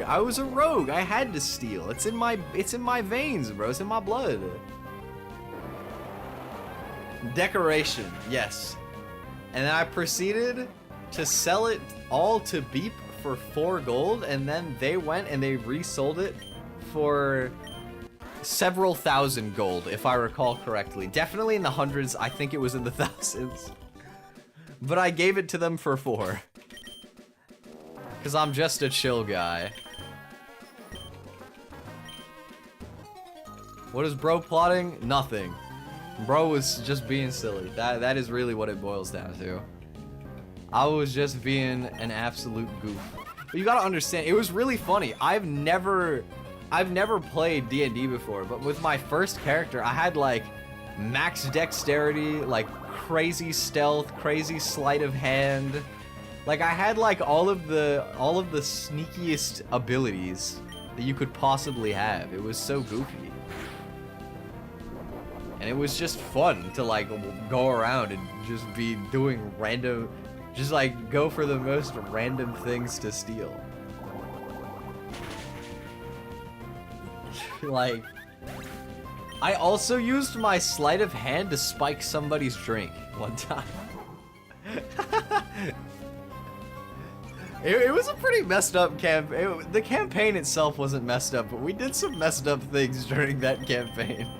Some ethically questionable. We stole a person. I forgot. That might have been the craziest thing we stole. We stole a person. We may or may not have taken a couple hostages in our time. Oh, come on, bro. Ice Fang freeze? Are you serious?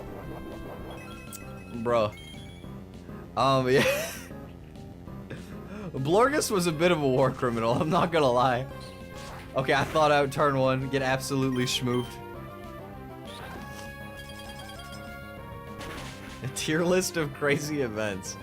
From the D&D campaign, stealing the endgame artifact was probably the most crazy thing I did, because that was like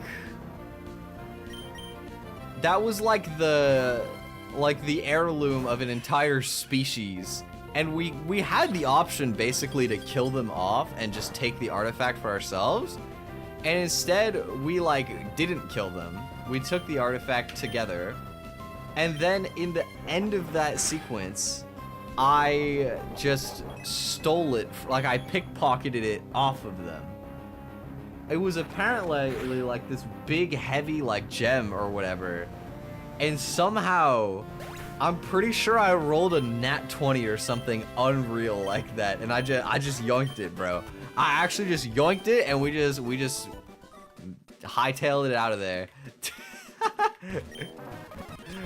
Just stole that, stole a whole chandelier, had a couple other magical artifacts. I mean, stealing people, that's your job. Yo, in-game though, right? In-game? Okay, who's next? Sailor Edmund. I don't have an electric type, but it'll probably be fine. Wingle, what do I want to beat Wingle with? Okay, I can 1v1 it with Natsu's not like completely safe. It's almost completely safe, but it isn't actually. Well, maybe it is. Maybe I'm stupid. I could use like echoed voice, but I don't really know how that works. Using my own Palpitoad is funny because they're likely to set up rain.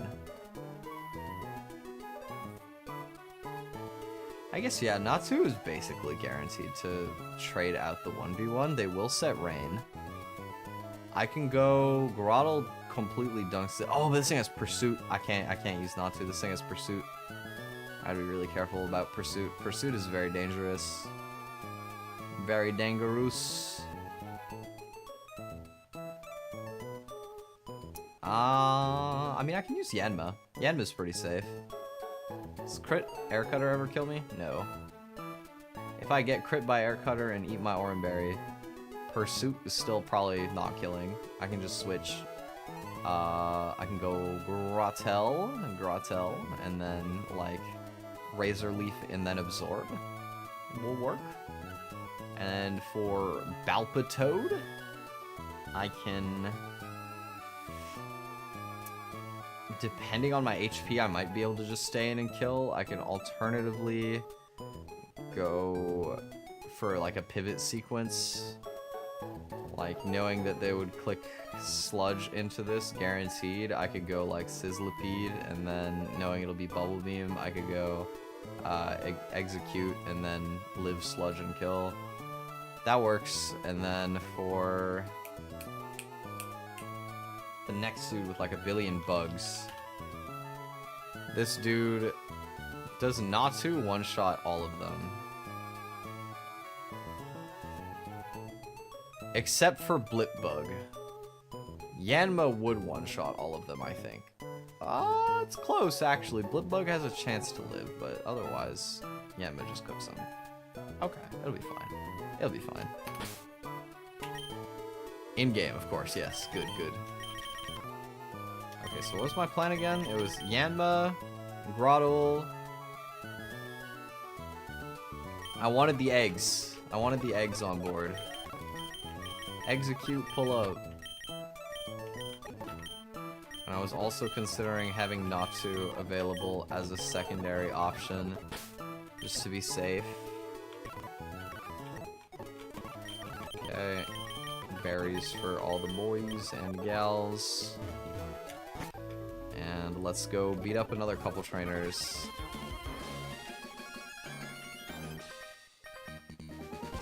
Alright. Wingle. You should click Rain Dance. That would be pretty cool. If you click Rain Dance, I have nothing to be scared of. Nothing to fear.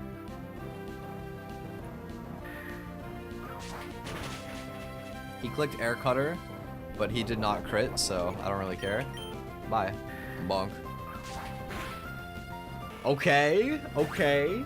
Schmoving. They don't even have rain. Oh, it went this first? Oh. Does this impact my sequencing? Do I just get a better version here? Palpitoad into Yanma. Should be Bubble Beam. So I can go here. This thing doesn't have a Rindo Berry.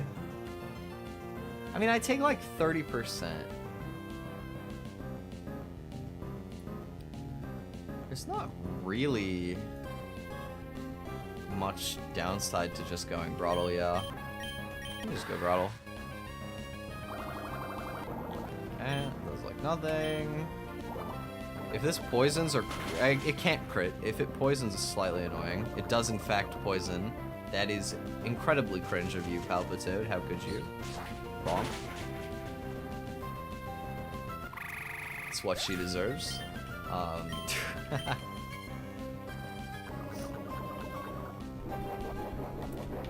But I'm pretty sure I still win this 1v1 pretty comfortably. I guess since this is the last one, I absorb first and then Razor Leaf.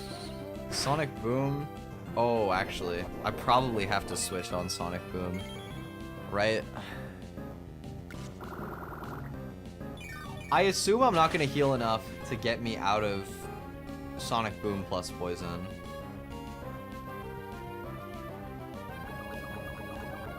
Yeah, no, I'm dead to Sonic Boom. And it has to, it can only be Sonic Boom here, right? If I look. Nothing else has killing rolls on Grottle. I can go into... Oh, I don't know if I want to bait Water Pulse, though. Baiting Water Pulse is not great. I guess I can go Eggs. Yeah, I can just go straight into Eggs. There's not really any risk with that. And then Bullet Seed. Yep. Get out of here. Pack. What? How dare you not get the kill? Wait. I might be fucked. I messed up.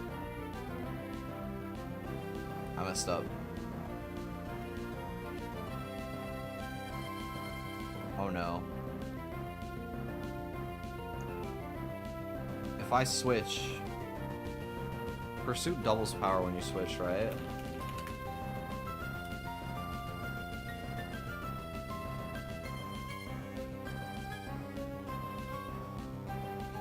It would double power before it is switched out.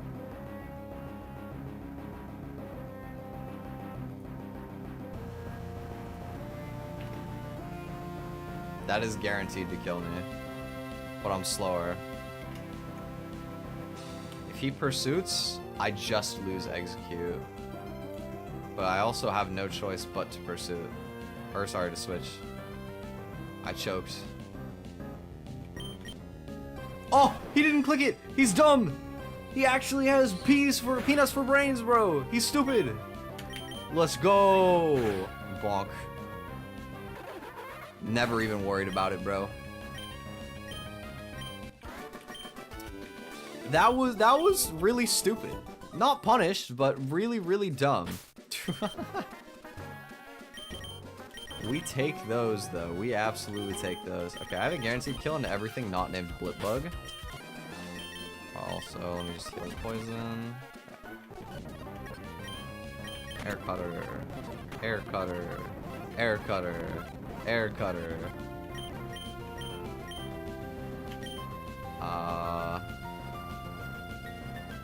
How much does Air Cutter, or sorry, how much does Struggle Bug do? Struggle Bug crit does 12 damage at maximum. I have 13 HP. Sucks to suck, idiot. You're gonna die to the air cutter roll anyway. Bonk. Okay, I did. Got him. Ooh, okay. Clean. Who's next? Who next? We got 2 fights left, yeah. Tuber Ricky and Tuber Haley. If you mess this up, this can be a double battle.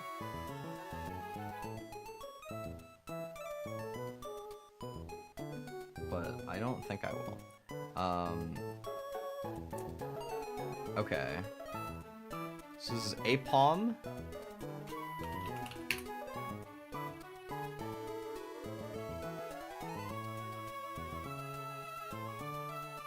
I don't have like a good way to just take this out in one blow. How do I want to sequence this? Let me think. Grottle is quite good into Luxio. It's probably my best Luxio. Oh wait, no, I'm Palpitoad. That's an even better answer. I'm not used to having a ground type this early. Okay, Palpitoad dunks this guy. Palpitoad also dunks this guy. Wait, Palpitoad is goated into Tuber Ricky. Tuber Ricky gets so owned by Palpitoad, bro. The Alchemist. The Palpa Alchemist. He just cooks. And then I can pretty reliably just 1v1 this with Grottle, I guess. Like Oran Berry on Grottle. Roll with this. I can always. Pancham is also surprisingly fat. Like I can also like just chip it with Grottle and then go Pancham. And you can't really stop that line. Yeah, it's pretty safe. Okay. So that's a 3-mon line for that. And then Mienfu. Mienfu is spooky. Do I have a way to kill it in one shot? Yanma, you're that guy. You're only that guy 44% of the time. I can't risk that. That's a little too much for me. Okay.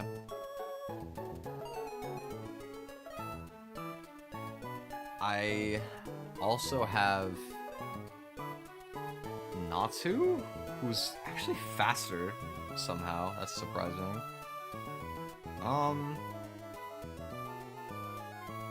Once again, what I could do is I could just like chip it with Grottle. Never bait.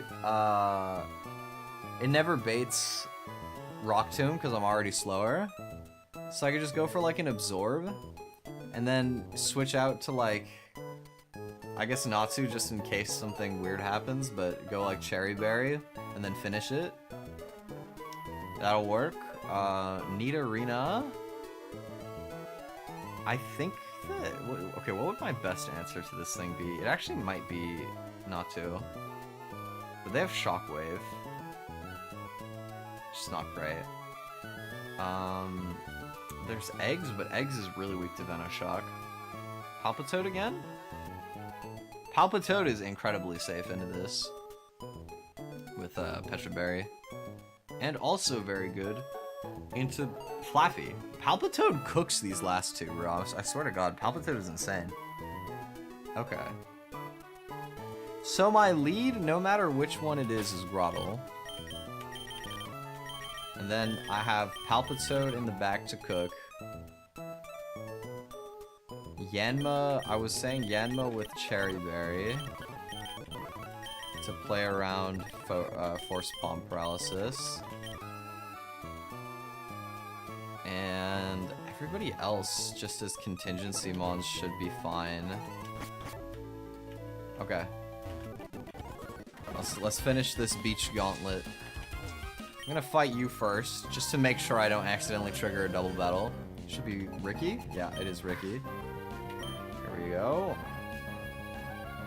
So I'm gonna take the fake out. I'm gonna take Sand Attack. Okay, that's the cringe option. Come on, Gardener. Yeah, my goat. That's my goat.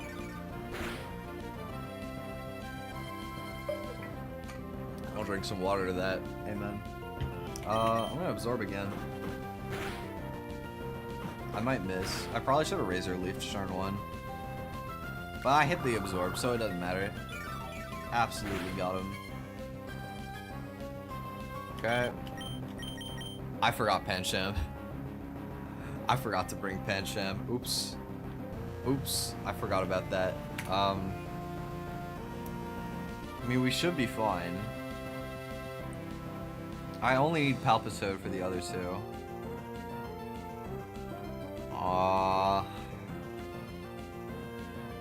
Do I have any safe pivots on double hit with what I brought? No. That's fine. Gardener can just stand. Razor Leaf. Don't miss. Come on, you're the GOAT, Gardener. You're the GOAT. Yup. Yup. Cook him. How dare you stay alive, bro? Come on, man. It's okay. Might be -1 accuracy, but he still never misses. Okay, I mean, I did jinx that, and it was about time, you know, like he did dodge like a billion hits in a row. Can I go Yanma on this? I can, but I risk crit. Does anyone not risk crit? Do I have that Pokemon on my team? Kinda, yeah. If I go eggs, I guarantee get hit into my Oranberry, so I heal, and then I think I live Aerial Ace crit.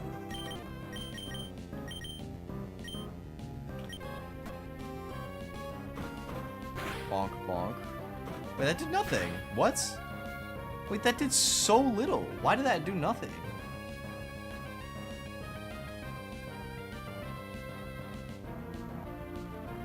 What? Oh, this is for both hits. I thought that was for each individual hit. I'm stupid. Okay, well. Yeah, no. Eggy is chilling, bro. That's my lawyer right there.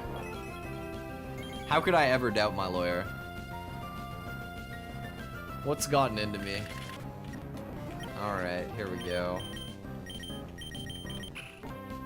Here on Venoshock. Just get one shot. Oh, the sand attack spam is so cringe, bro. Okay. I'm gonna switch here on double kick because I'm the GOAT.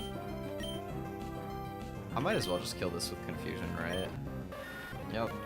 And Flaffy is, or Luxio is gonna see Spark kill probably, or it'll see Spark anyway. I go here on the electric move, and I just one-shot twice. Bye. Get boomed. Okay, I will heal. And then I need Pecha Berry on you. I have Cherry Berry on Sniper already. Alright, last trainer in the Beach Gauntlet. It's almost time for another boss fight. Finally. Okay, they force palm. I guess I could have gone Cherry. Yep. Yep, punished. Okay, not punished. I lied. Gardener's the GOAT. Does not care. Accuracy drop. Doesn't matter. Paralyzed. Doesn't matter. Okay, this one. Also paralyzed, but I thought of this one. I brought the Cherry Berry on this. Nice try. Nice try. You thought. But nah. Air Cutter with the chip damage. Guaranteed to pick up the KO for me. Goodbye, Mienfu. In comes Flaffy. Yep. Should be an electric move, probably. I go Alchemist on Shockwave. Yep. Just pop him with 2 mud shots. Crit almost makes it 1. Dang. Okay, okay, Alchemist. Confuse Ray is incredibly cringe. In fact, I will switch out because I'm not trying to deal with all that. Let's see. Can I bait something specific here? The I am confusion. It always comes back. The only okay, it has to be Fire Punch. So I go Natsu, bait, Shockwave kill. Yep, I go Natsu, bait, shockwave, kill. And then I get around the confusion that way. And I wanted to do it this way because I don't want to risk them clicking Fire Punch on the switch to Palpitoad and getting burnt. It actually doesn't really matter if I get burnt, but it's still annoying. Like, I would rather not. Because what's most likely going to happen here is that Nidorina's going to come in. It doesn't see anything to kill, so it's going to click Toxic, and I have a Poison Healing Berry. And then I'll just make it out with nothing. I mean, to be fair, you could argue it's more optimal to save the Pecha Berry because it's a finite resource, even if I do have like a ton of them. And I was just winning the fight anyway, but oh well. You know, I'm cooking, it doesn't matter if it gets burnt, but it's still annoying. I mean, that's true. That is honestly just facts. If I'm cooking for myself and I burn it, if it's still edible, I'll eat it. But, I mean, obviously, you'd rather not. Okay, so, after talking to that guy, all of the team Aqua Grunts will go into the museum. And now we have to plan the first hard boss fight in the game. So, basically, there are these two grunts right here, and I have to beat both of them back to back. I can't, if I lose against one of them, I just lose. Also, I'm starting to realize that the chat box being here is kind of obstructive in this part of the game. So I'm gonna like slide it up here for now. I'm gonna put you guys in the top corner. How do you guys like the top right? You guys are right side chatters now, just like how I'm right side streamer. Or I'll even like shrink myself a little bit so that I don't block you as much. I'll like scoot down. There we go. Look at that. Everybody fits in here together. Perfect. Okay, so we got these two guys. You fight them back to back, no healing in between. You have to beat them with the same team of 6. Any damage you take in the first battle carries over. So, Murkrow. Do I have a good lead into Murkrow? I don't know. I'm not gonna lie. Well, actually, kind of. I kind of do. Murkrow cannot crit me if I use Choodle because I have Shell Armor. And 2 Ice Fangs does kill. That is honestly very surprising. Not a line I would have expected to angle for. But given that I don't have any Rock or Electric types yet, it actually is a 1-mon check to Murkrow, which is pretty good. I can rock with that. So that will bait probably fast kill from Skrelp, I think? Or will it be Tortuga? I will take anywhere from 64 to 86% HP with an Oran Berry. Leave me at like 50%. Into the 2 of these, I have pretty garbage damage ranges in the both. I'm not sure which way it'll go. I'm not actually sure which one it'll go into first. We'll have to see. I think it'll go... Oh, Skrelp is equal speed, actually. In that case, I'm not sure how it works out. Interesting. Okay. How do I want to sequence this?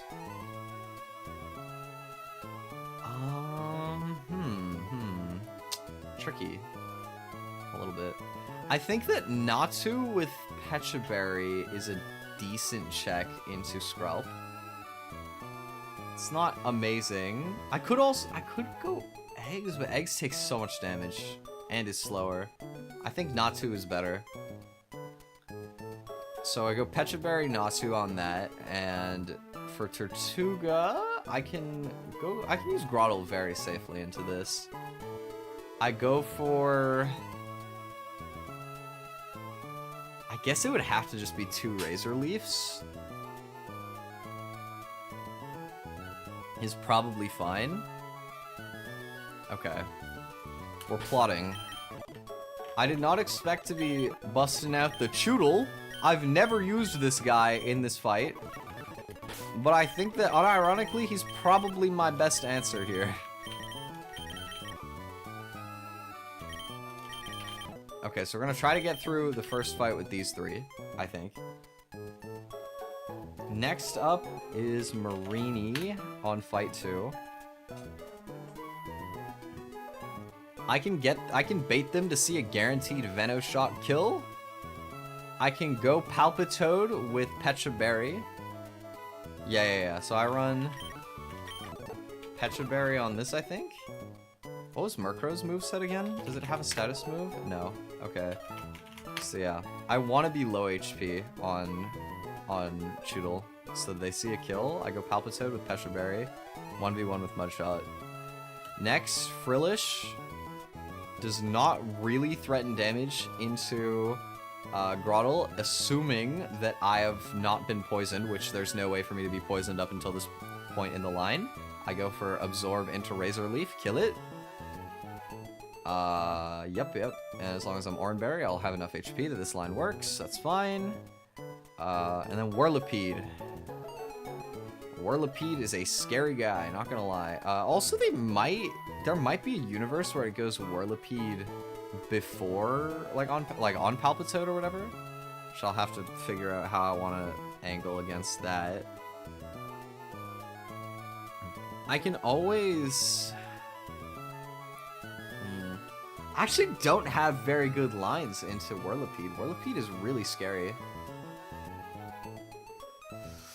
I might have to go and get my Granite Cave encounter. Cause yeah, I have like nobody that threatens this guy without taking like 10 billion damage. I think I have to. I think I have to go get my Granite Cave encounter now. Okay, so the other question then is if I beat the optional trainer before this gauntlet, I can get my electric type now and still get the delay off. I have to beat Camper Gabby in this instance. Which I might be able to beat Deathless with this squad, actually. I'm not gonna lie, I think I might have the tools. What's best in Granite Cave? The absolute best is Togedemaru. Togedemaru is insanely good. It only has a 10% here in the best option. This is 10%, right? Yes. You have a 10% to get Togedemaru here, but if you have a Pokemon with static, like the static ability, then you have a 50% chance of getting an electric type encounter if there is one available on the route. This, in this case, being Togedemaru, so you get a coin flip to pull it on this route. And there's 2 other routes, so you can try to get it later if you don't pull it. So if I beat this optional trainer now, I get this Route 110 encounter here. And I believe Mareep and Electrike get static. Yamper might, I don't think so though. Tynamo does not, and Shinx does not. So it's like, if I do this and I happen to pull like the 50-ish% to get a static Pokemon, then I have a coin flip on Togedemaru 3 times in the run, if I need all 3. Sequencing, yes. Very cool sequencing. Okay. Mr. B Barrel. I am trying to see. I mean, Groddle is obviously the safest to check into this guy, like always, because you can never get crit, and you just live 2 hits, 2 shot with 2 raised leafs. Always a reliable way to deal with him. The question is if I need Groddle anywhere else in this fight. The only potential would be that he's pretty solid into Electric, who is otherwise kind of scary. But I think I can wall Electric with enough other guys that it actually probably can be fine. Like, I can use Sizzlipede to eat his berry so that I don't have to deal with the healing, because that's the real thing that makes this thing a problem, is that it has like infinite HP. So I can yoink his berry with Bug Bite and heal a bunch of HP on myself in the process. And then I can just beat him with like Execute, I guess? Yeah, Execute is pretty safe into this too. Okay. Okay, so far I need Groddle, Sizzlipede, Execute. Ponyta loses to Palpitoad, especially if I run Soft Sand. No, because it's got citrus berry. Citrus berry is annoying. I hate citrus berry. Although Palpitoad's not good into anybody else on this team, right? I guess he's not really an option in Dust Talks. Too weak. So okay, we can use Palpitoad to 1v1 this, probably with Oranberry, just to heal around the play roughs, man.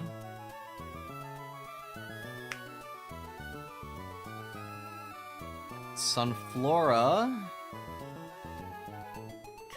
I could go Yanma, I guess. Like, Yanma's an option here.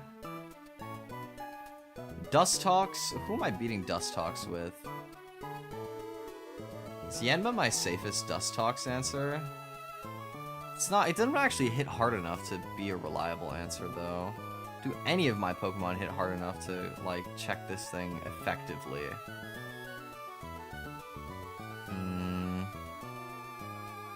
Kind of no.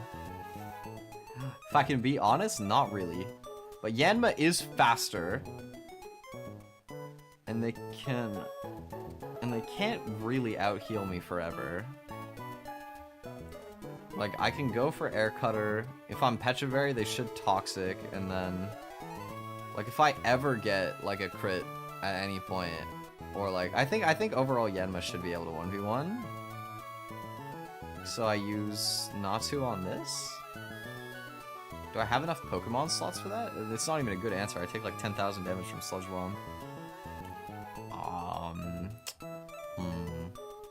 Let me see where we're at. Let me not like do this purely in hypotheticals. Let me actually like plot out my guys. So these two here. I need Sizzlipede and Eggy.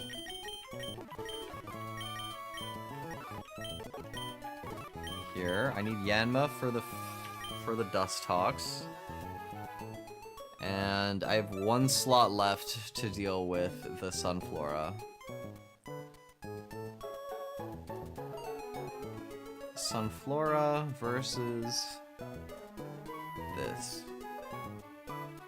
No, it's just doing way too much damage, bro. It's hitting so hard. How do I do this? I mean, Sizzlipede should be on high HP. After bug biting the citrus berry, I should be pretty much full HP on this.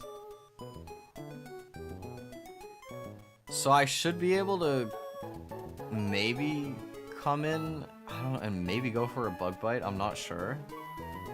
It might have to be a bit of a team effort to take this Sunflora down. I'm not gonna lie. And then Dust Talks. I really lack a good answer for the Dust Talks in a lot of ways. I guess Natu is my best contingency? Yeah, okay. Okay. I can make peace with this. I can make peace with this line. Let's see. I need Petriberry on you. Or no, wait, that's Oranberry, what am I saying?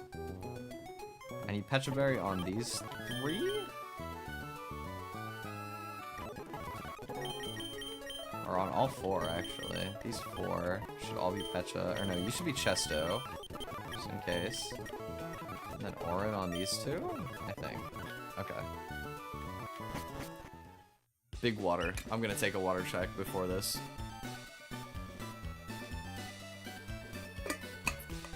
This could absolutely backfire, but I feel like we benefit from taking this risk.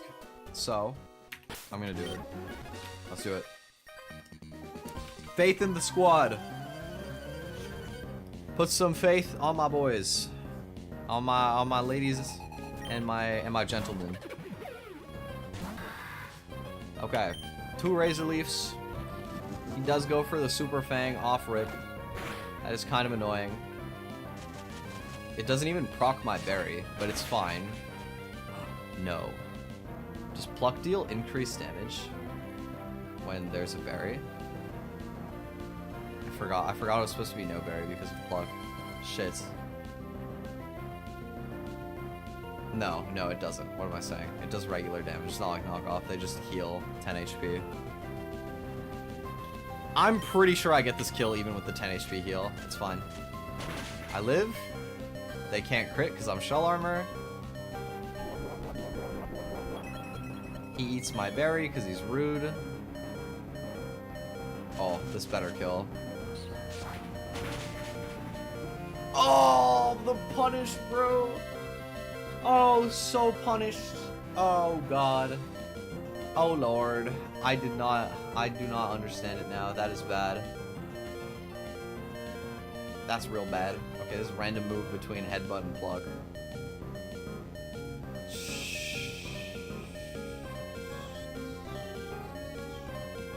We gotta steer. We gotta steer so hard right now. Whose HP do I not need? Whose HP can go? Do I have anybody faster than than B-Barrel? Other than Yanma? I don't think so. Yikes. Yikes, yikes, yikes. Bad. Very bad. Oh, terrible.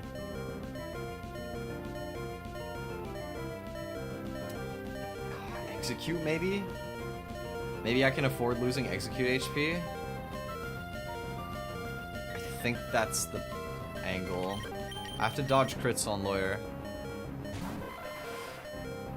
Headbutt? No, it's pluck. Okay. Don't crit. It crit. Oh, fuck. That's so bad. That's really bad. That's even worse. Grand. He crit me. That is really rough. We probably wipe. This is, again, random headbutt or pluck. Okay, if the run is gonna die... Like, is there ever a universe where I even win this fight deathless anymore? Is there a singular line that exists that does that? Because I have my doubts, right? I don't think there is a deathless line anymore. It really sucks, but I could sack Lawyer. I could let Lawyer die. Go here, take the kill. This beats this. This beats this. I have to steer through Sunflora and Dustox too, honestly. I think if Lawyer dies, there's a way that I can get through with only Lawyer dead, which really sucks, because he's actually a really good guy. This should have never happened, but I have no other choice. The only other choice is to let Gardener die, and that is really troll. I'm not gonna lie. He's way too consistent to do that. Yeah, I don't have any alternatives in this position, I don't think. Not 2 is slower, so there's just no way that works. Maybe he super fangs for no reason? No. Alright, I'm sorry, Lawyer. 07. You didn't deserve it. I'm really sorry, bro. That was all because I messed up. That sucks. That truly does suck. It wasn't meant to happen like that. Ah. First blood of the run. Took us 2.5 hours, but we did end up getting there. Tragic. Alright. The good thing is, there is still kind of hope for this fight. Instead of being completely doomed, another crit? Bro, like, can you not? How many crits are you gonna get, bro? Like, dude. Critting like every move. Oh my god.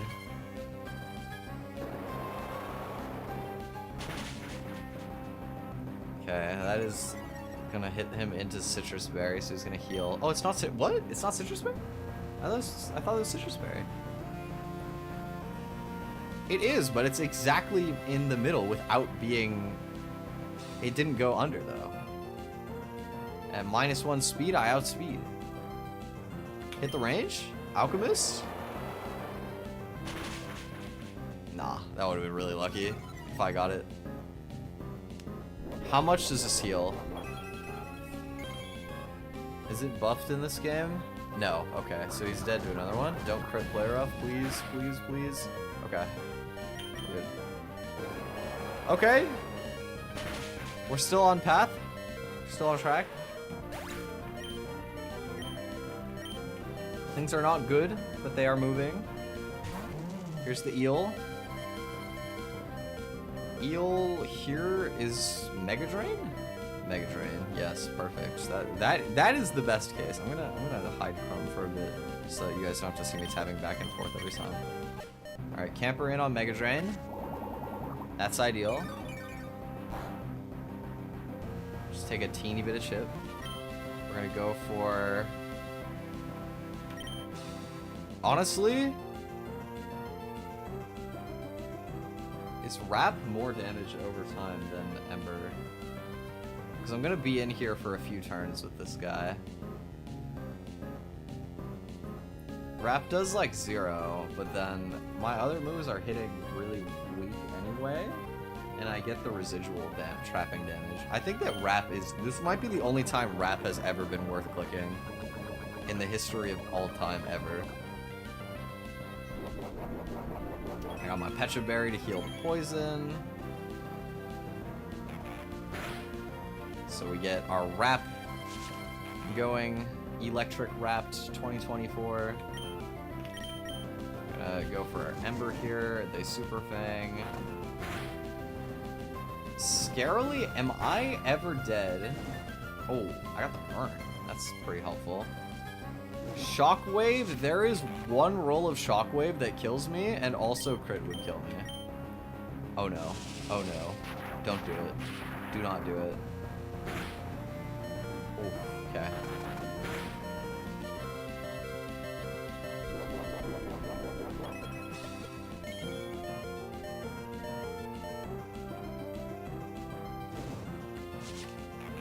Okay.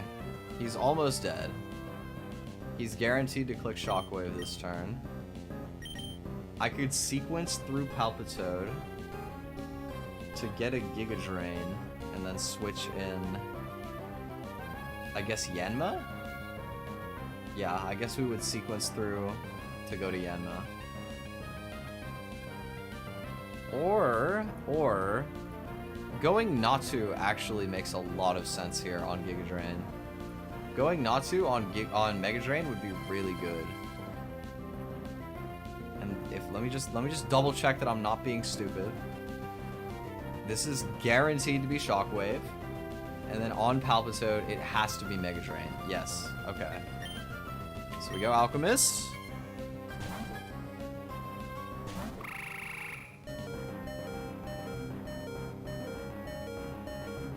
Gets Burn Chips. We go Natsu. Mega Drain. We go Confusion. Finish him off. Okay. Okay. Dust Talks now. Oh, this is not the matchup I wanted. Yikes. I guess I should have gone...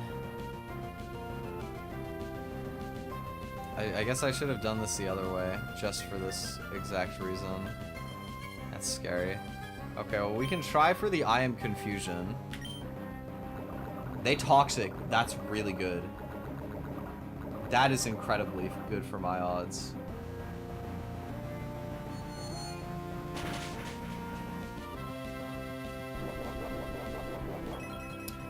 Because this will always be Venoshock now. Yanma does still take quite a bit of damage from Venoshock. However, I do just have to eat it. Like, I don't really have an alternative line. So. Go Yanma. On the Venoshock.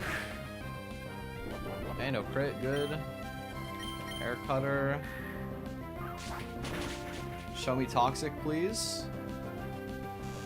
That's more annoying, but it's not a huge deal. Kinda is a huge deal, though. I'm probably just dead to Sunflora Sludge Bomb at this point, right? Yeah, Sludge Bomb is 25 to 30%. That means that somebody else has to die as well, right? There's no way around this. This might be a wipe.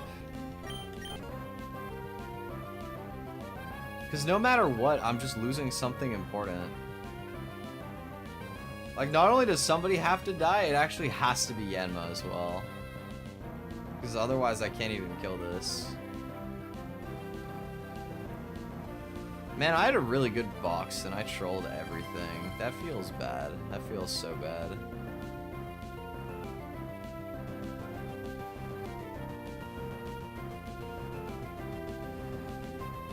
It's like air cutter, crit, or flinch. Neither of them do it.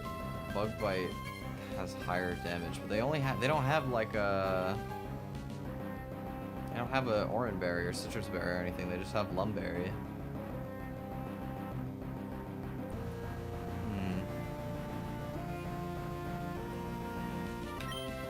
Well, I think that I will go for my bug buzz, and if it fail, or like my bug bite, and if I die, I think I'm just going back to the truck.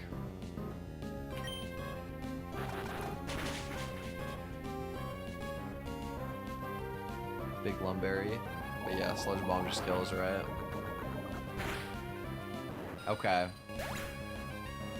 This is gonna be a long one, chat. That's gonna be back to the truck from me. I lost too many things early game.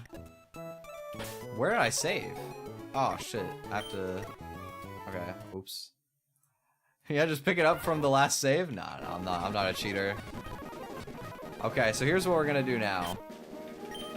We're gonna use the speed up button very heavily, and instead of going nice and slow streamer mode, we're gonna speed run like every fight. Like full send, F it we ball, everything. We're just gonna fly through the early game. Here, oh, it's already on faster. Remembered. Oh. Okay, there we go. Save. Goodbye, old save. 07. All right, what are we naming our Turtwig this time? What's the plan, chat? What do we want to name our new carry? Maybe we have to give them actually accurate job titles instead of just naming them completely random ass jobs. You know what? Let's get a different flavor of the same concept. You're gonna be Farmer. Welcome to the squad, Farmer. Alright. What do we got? Bashful Nature's really good. This is overall an okay Turtwig. Max attack is pretty sweet, and max HP, max special defense is also really good. So I will roll with it. Okay. We are going to have very scuffed audio for a little bit, because I will be relentlessly speeding up everything. Do not care. This is the experience. As you fail, you go back to the truck, and then you hold the fast forward button down for the next hour, and then suddenly you're not that far behind anymore. If we just do this,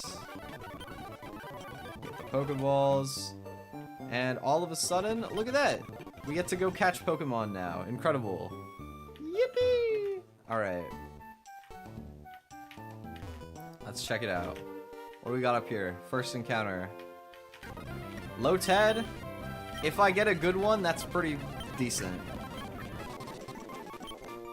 Alright. Dancer. Boom. Dancer. Modest. Oh, that's goated. 25 special attack. Oh, he's slow. He's slow. His bulk is kind of mid, but he's gonna hit like a train. That is pretty. That is a definitely usable Ludicolo. I'm not complaining about that.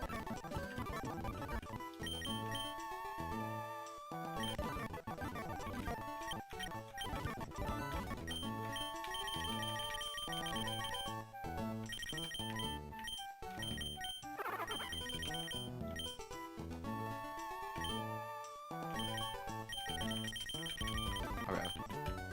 Let's get our next encounter. Right here. Old Hill Town. Sizzlipede again. Okay, sure. You're gonna be chef. No thoughts. We are speed running now.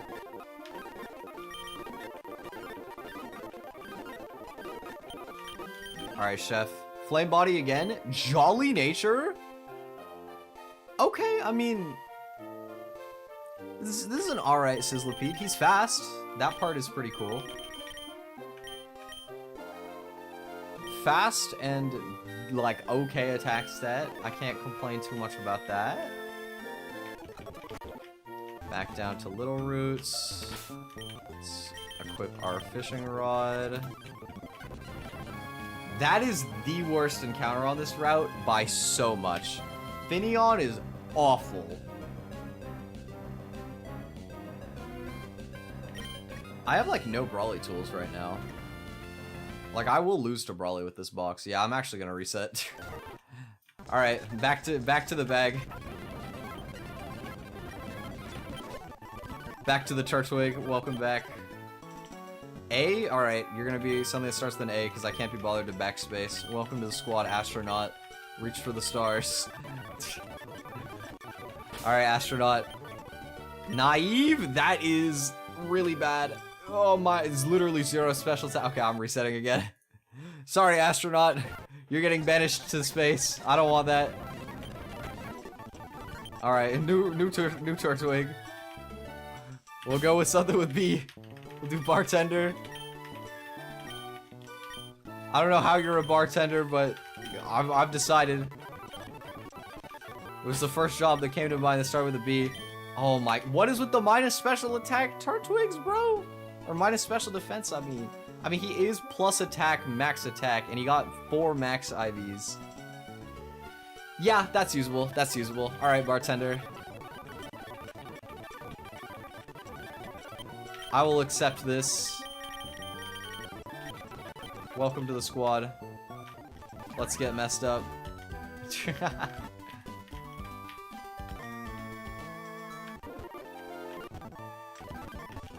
the fishing rod. Thank you. I did not mean to ask how my fishing was, but thank you. Alright, May. Get boomed. Then we go into here, we talk.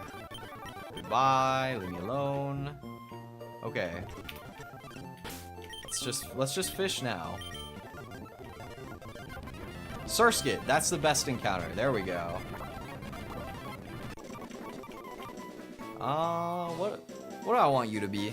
You're gonna be a model. That's what I've decided. Model. Welcome to the squad. I don't know if they're really giving model yet, but trust me, Masquerain gives model.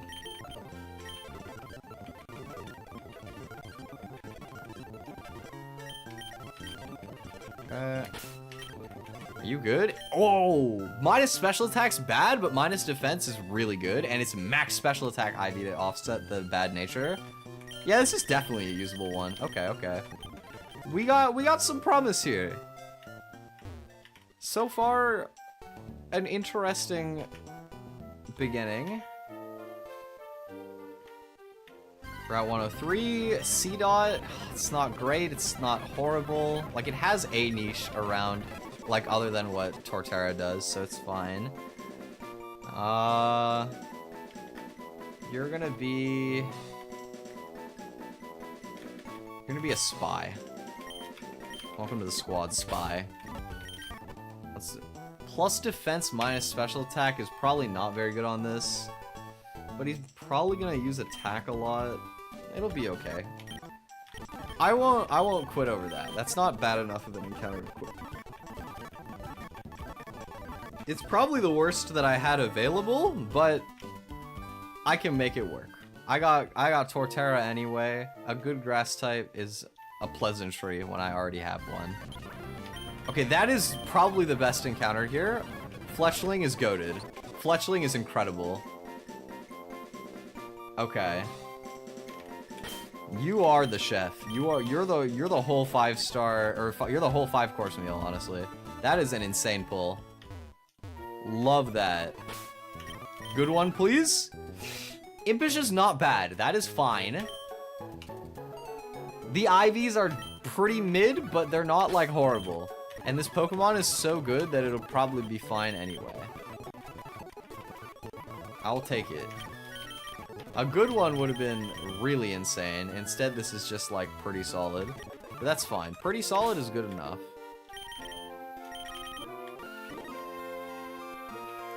Okay. Growlithe if real? Ponytail is also good. I'll take that.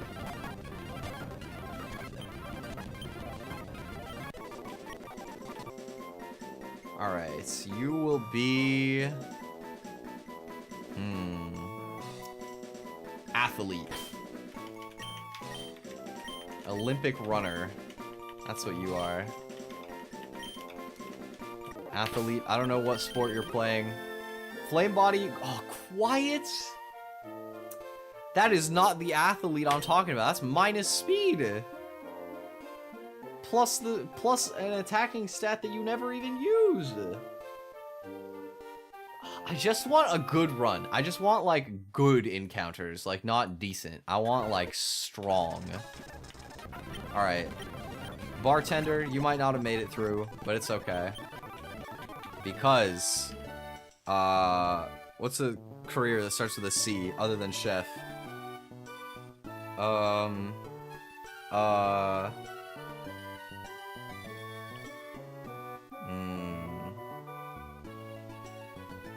Dude, why is it so hard to think of one? Oh, what's the dudes that, like, deliver...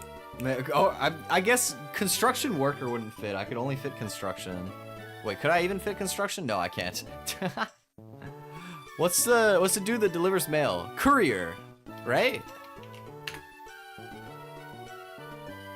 What is a courier? Person or company that takes messages, letters, or parcels. He's gonna deliver us the run that we've been waiting for. Our courier. I don't know. It's a career with a C, man. Oh, yeah, that's a usable Turtwig. That's good. That's good with me. Okay. Oh, I wish they just gave you the running shoes immediately. Okay, I would have taken a bounce sweet, but I don't get to do my encounter yet, so I have to wait. May, I'm gonna beat you up for the 1 billionth time. Goodbye. Run into the tree, because I'm the goat. Okay. Yep, give me the Pokeballs, and give me the running shoes. Thank you. Okay. Let's go fishing. Low-Ted? Sure. I like having Low-Ted. Dancer, you were done wrong. You were a really good Low-Ted. I'm gonna name this one after your legacy in hopes that he is also good. Timid is also really good. Timid is maybe even better. 0 speed IV. He's alright. He's fine. Timid makes up for it. Okay, sure. We'll rock with it.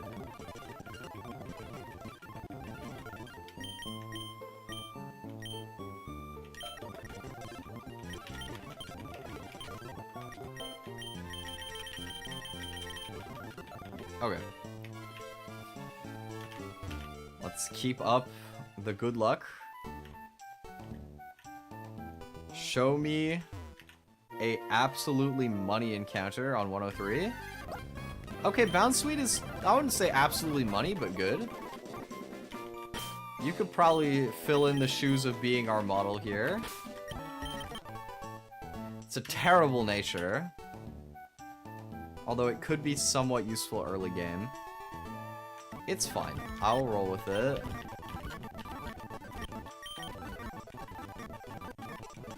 I'll run it.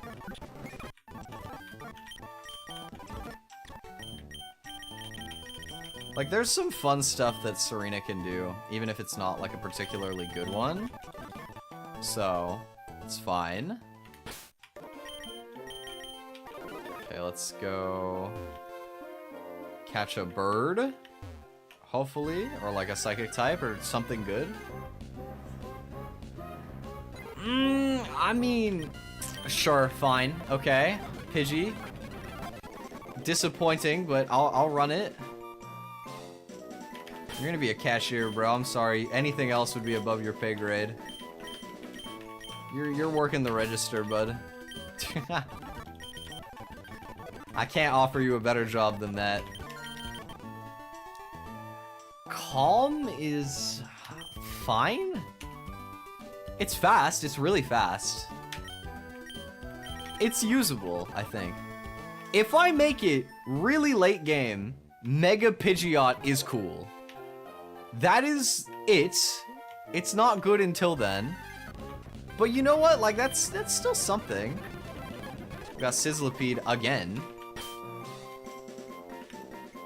I'm gonna make you the head chef. I want you to really cook it up as my only fire type. You can be the head chef, Sizzlipede. I'm gonna let you own the kitchen, bro. You lead it. Neutral? White smoke is interesting. Okay, it's just like a run-of-the-mill Sizzlipede, sure. Alright. We have a usable squad of goobers here. Let's get another run on the road. Definitely worse encounters than we had in the last run that I let die because I'm bad. But we'll have to make it work.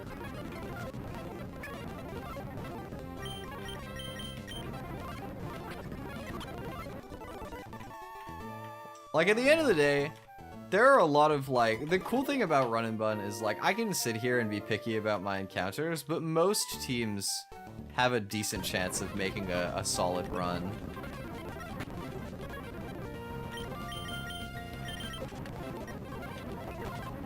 Like, I should be oh, I flash fire boosted this. That's scary. I'm trapped as well. Shit. Sizzlipede off. I win! Get absolutely boomed. I mean, I wouldn't have been that mad if I had to reset that one, but... Okay. Let's go up here, grab some berries. Let's go ahead and give everybody Oranberry.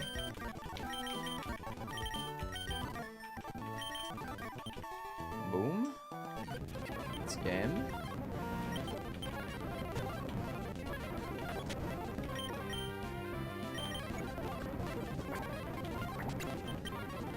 Psyduck. Here. Get boomed. I gotta heal. Oh, I could have had. Man, I could have had Fletchling. That was the other bird that it wanted to show me. I would have much preferred Fletchling to Pidgey, but you know what? Such is life. Sometimes in life, you can't have every day where you get the Fletchling. Sometimes you just gotta take the Pidgey and work with what the world gives you. Okay, down with that.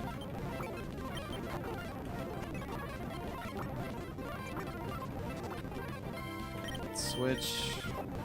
That did a lot of damage. Oh, it's outraging. I see.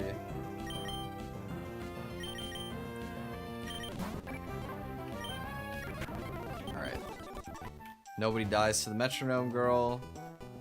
And there we have a run beginning. Incredible. I can't even talk to the store clerk because I'm just so good.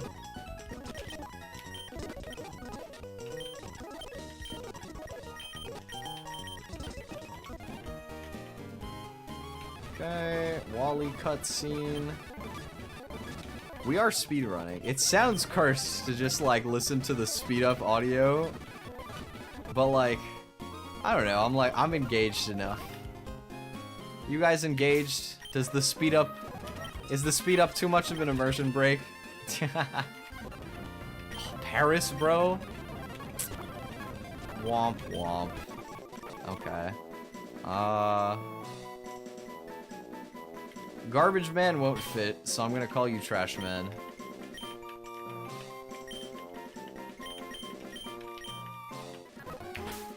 Big chillin'. Nice. Okay, cool.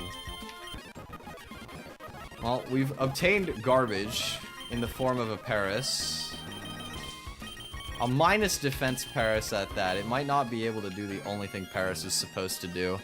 Yeah, I'm not gonna lie, this box sucks. I lied, I'm restarting. Surely, one of these runs, I can just get a decent lineup, bro, please. Maybe we gotta go back to the food. Is food the strat? No, but I used this nicknaming scheme on my PB. Okay. Job that starts with D. Surely the D Turtwig will be good.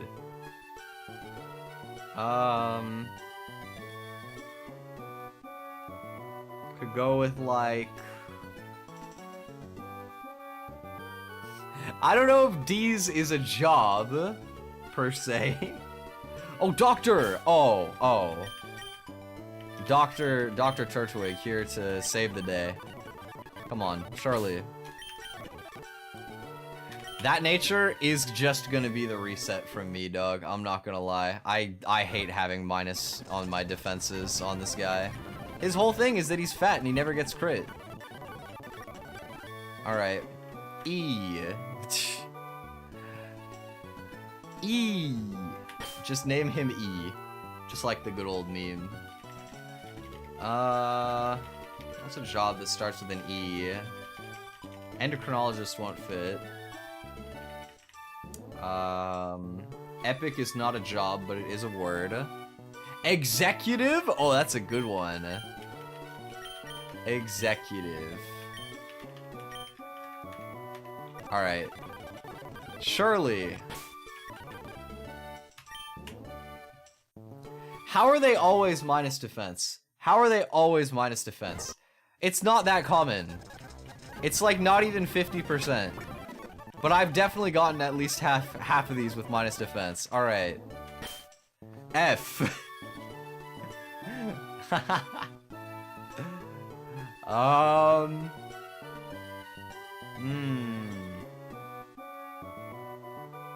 F. Florist. Oh, Florist is a kind of fitting name. Alright, come on. I believe in you, Florist. Plus attack, minus speed? Oh yeah, this is the one. This is a really good Turtwig. There we go. That's what I'm talking about. That's the money. Cause like, I don't care about him being slow. This dude is gonna hit really hard, be really fat, and that's all I can ask for. That's his whole job.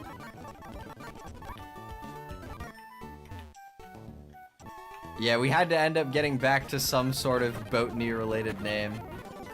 Maybe maybe the bartender run would have been good if I made him like a botanist or something instead. I should have had the foresight. Okay. Super rod. Give me my running shoes. Okay. Surskit. Lotad, I'll take it. Lotad is fine. You can be... You know what? I'm gonna name you Bartender after the classic Pokemon challenges, Emerald Kaizo run where he had Bartender. Bartender died at the Elite Four, but you know what? His team did win, and that's what counts. He died for the greater good. Plus speed? That's a decent Lotad. I will take that. Okay. This is our chance. We've got the skeleton of a good run here. Just need to see a couple good encounters. Execute!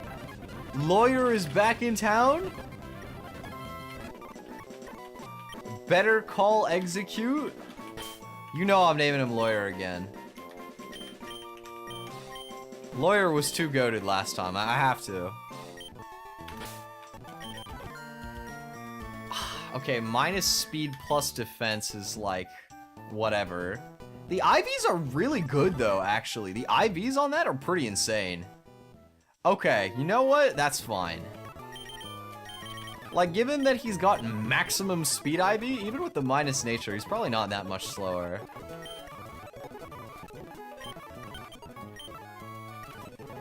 Alright, lawyer. Yeah, we got lawyer junior. This is the newbie at the firm. He got in because of his dad. Rookity, okay. Rookity is a weird one for me. Corviknight is an incredibly good Pokemon.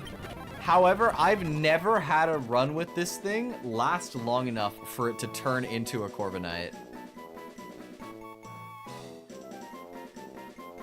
I'm gonna name you... What's an usher, again? Person who shows people their seats. You're gonna be an usher. I don't know why, but I've decided.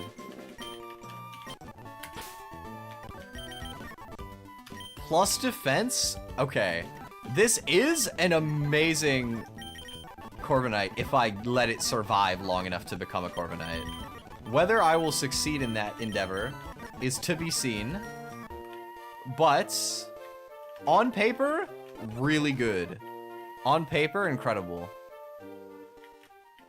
And that only leaves Oldale. Ponyta? Okay, sure. Alright, Athlete did not work out for us very well. Let's see, you will be... I'm demoting you to being a waiter. I don't know why. Rapidash just gives the energy that they could be a waiter in like a Midwest family restaurant or something. Careful, that's fine. Okay, kind of slow, but really good attack. Definitely not bad.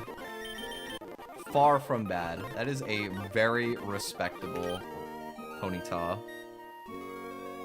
And just like that, we got our squad.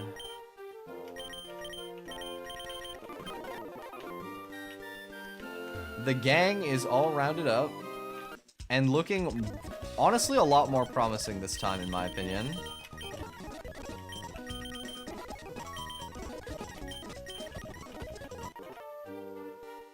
I'm feeling good about this attempt.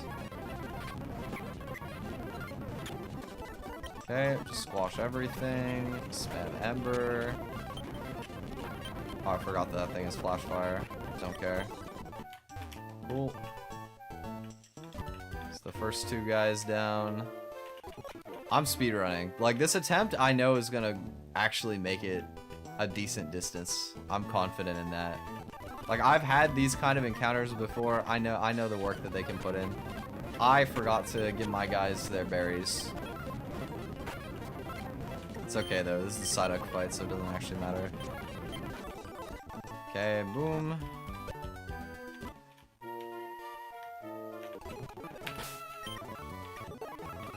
Everybody, take your snacks.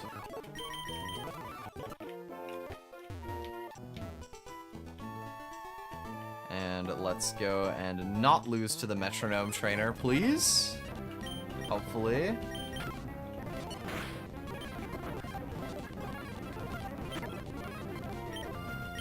Switch.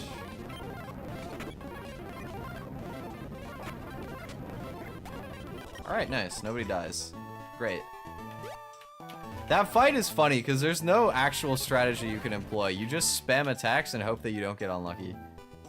Like, if you're low enough that you think a random move might kill you, you can switch, but that's really the only element of strategy you even have available to you in that. Shout out Metronome Check. Very funny. Speaking of checks, I'm gonna take this cutscene to drink some water.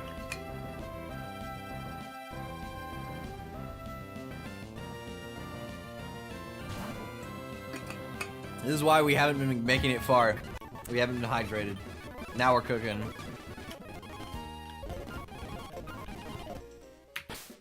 With water in mouth and a good party in hand, we're ready to cook. Oh, you brought water? Let's go. Huge. Switch. Venipede is gonna be interesting. I've never had this guy before. I've never actually used Venipede before.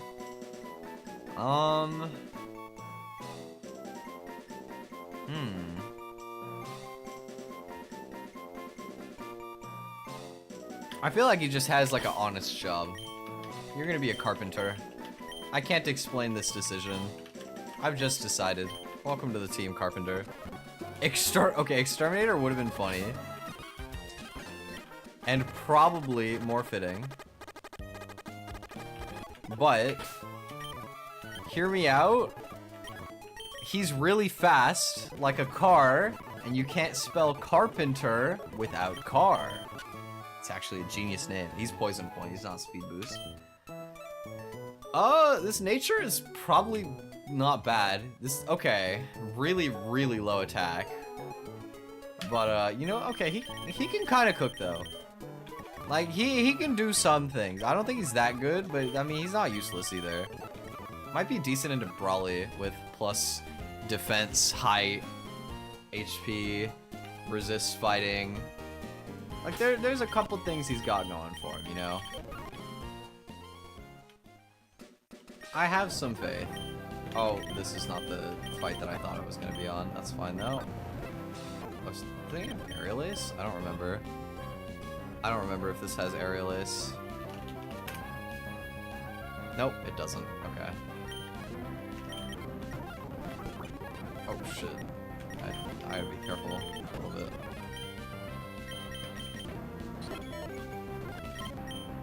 And then this guy, and then this guy, and a lawyer. Walk it down. There we go. Nobody dies against that dude. Good. Next we have Bounce Magikarp guy. I'm not afraid of him though. Is there any hidden item here? There's a pearl. Yes. Nice. We flame body him. How are my stomps not doing anything? Worse. Yo, that is the unluckiest thing I've ever seen. Me and this Magikarp are the same speed stat, and every single turn, he has gotten his bounce to go first so that he's in the air and dodges my attack, and then lost the speed tie so that I move again while he's still in the air. I've lost 6 50-50s in a row. There we go. That is crazy. I've never seen that. And get flinched. Elbozo. Twice in a row. He's gonna die to his burn this turn. Or my stomp. Either one works. Don't care. L ratio. Bye.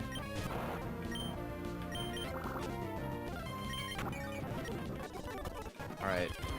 Fisher guy is dead. Now it's the attract lady. You know, this game is really progressive. They made it so that attract works regardless of gender. Your Pokemon, they just really feel the love, you know what I'm saying? Which is, on the whole, I would say a good thing, you know. We love love here. However, comma, it's mildly annoying in this context.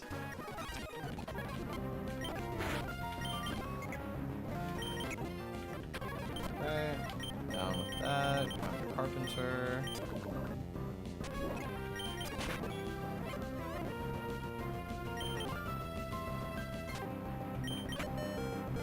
Oh shit.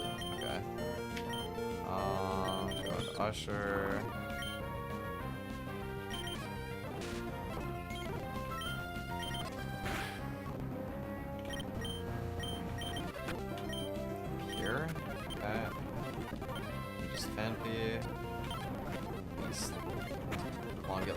Decent luck at least, please. Come on, bro. 1 HP. Come on, bro. Oh my god, the flinch. How dare you? Stop. Okay. Phew. Nobody dies. That fight is so annoying. It's honestly more annoying than metronome people, like the girl with the metronome stuff. Just cause like they just spam, most of their Pokemon are faster than you. And they just spam paralysis and attract on everything so that your like chance to attack is really low. And it's hard to actually do much against that. There's a limited amount of like counterplay that you can actually have there. Okay, so let me get my box. Let me go to the calculator. Carvana. Let's clear out the old box, because rip, and then the new stuff. Okay, Carvana. I have a few dudes I could check the Carvana with.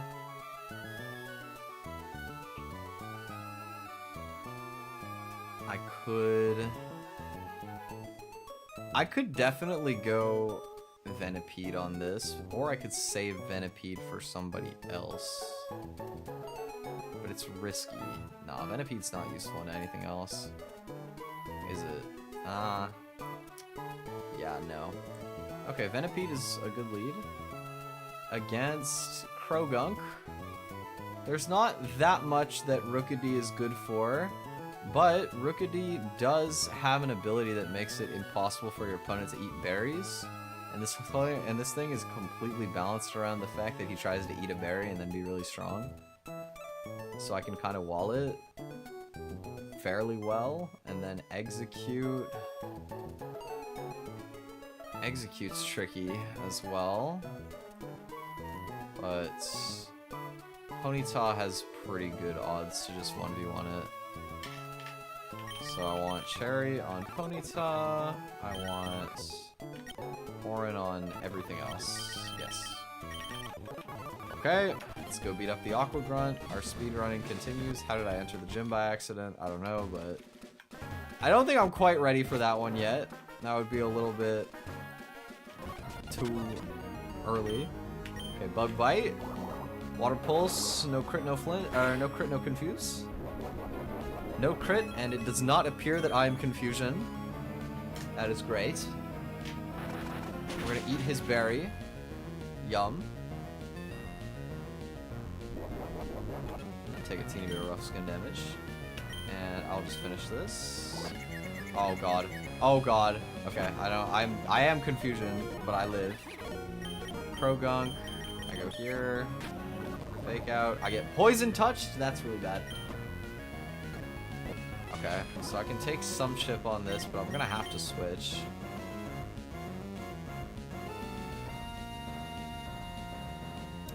I mean, I can go execute here, right? I come in on Rock Smash, and then at -1, I'm still safe from anything. Confusion kills.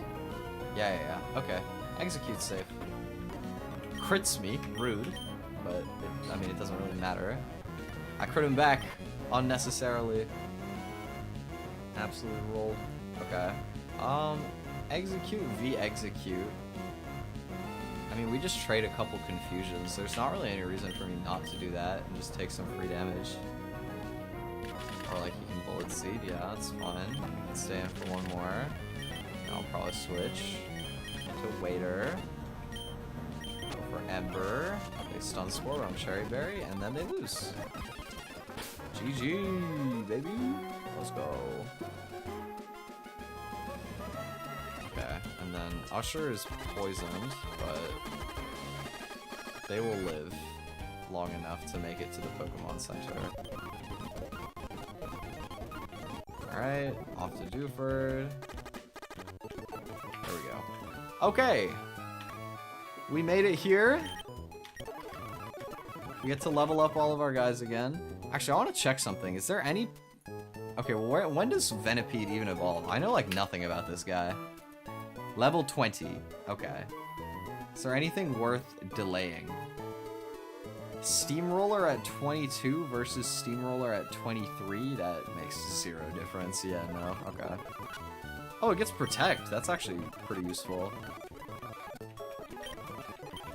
Protect is always a great move to have options with. I love having Protect available.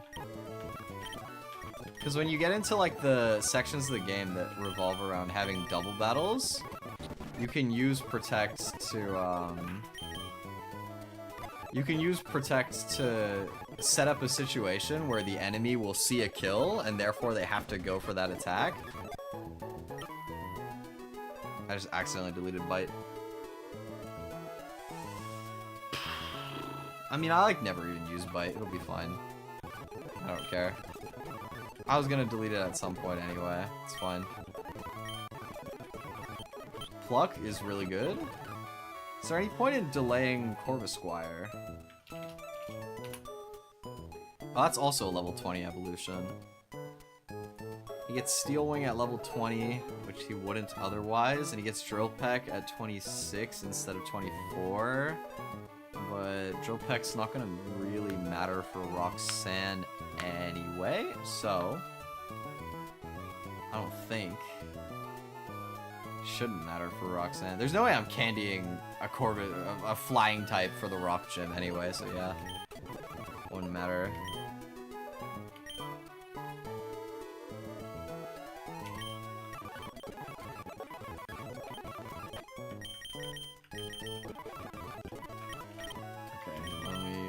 Some moves.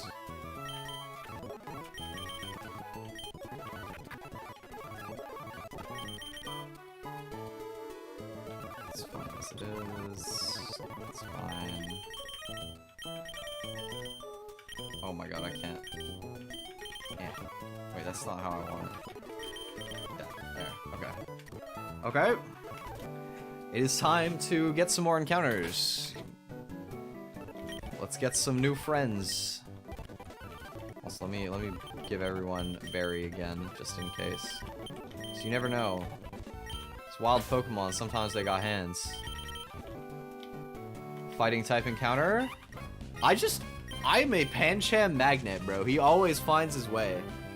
He always finds his way into my runs recently. This is like the 4th run in a row that I've pulled Pancham. I don't even think he's common. I think he's actually actively uncommon, if I'm not mistaken. Pancham is a 10%, yeah. To be fair, most of these are 10%. Only 2 of them are 20%. Okay. Welcome back, Pancham. What do we want Pancham to be this time? Mafia didn't work out. Although it wasn't their fault. Admittedly. Where do we go with it this time? We could be generic, we could just name it like Boxer or something. Because Pangoro got hands, like... Dude is crazy strong. I think I like Boxer, it's fine. What if I made him Chess Boxer because he's black and white? No, I'm not gonna do that, that's so cheesy. Nobody has ever been able to make a career out of chess boxing. I don't have any source for that, but there's just no way. I'm pretty confident that that's not a thing. Alright.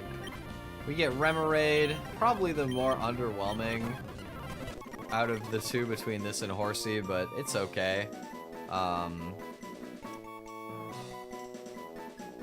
You know what? Octillery will be red.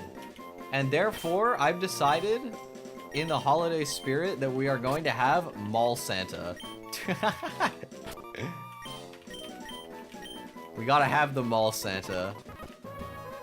You know, I never really see Mall Santa, like, around anymore. I just see, at the malls, they'll just have, like, some dude ringing some, like, jingle bells over and over, and he's really low-key annoying.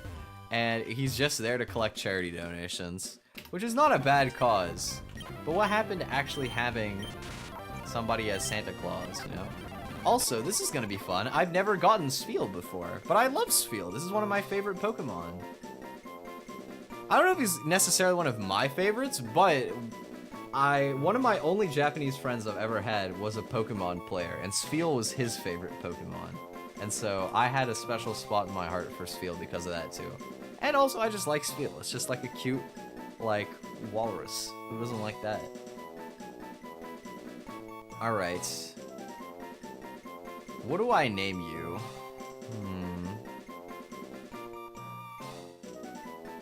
Let me think.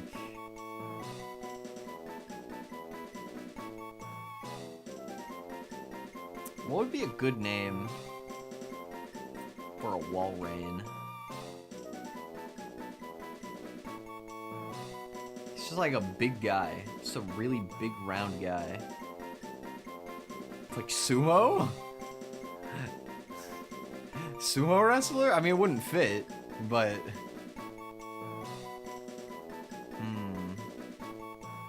Maybe we just give him a different name. I'm gonna name you...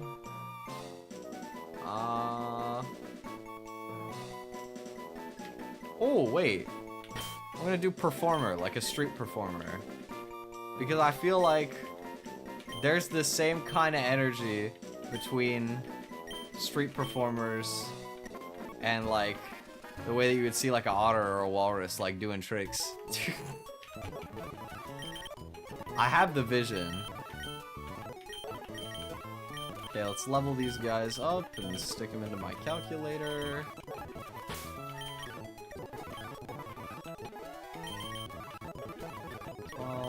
Karate chop, over tackle, covet over Lear, 16, 17, Mall Santa. Gets like 3 moves, and then Ice Ball. What is Ice Ball? 5 turn. Oh my god, this thing has ice type rollout?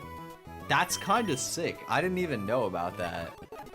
Interesting. Charm. Oh, Charm is a really cool move to have actually in these kind of runs. I'll teach that over rollout. And Brine.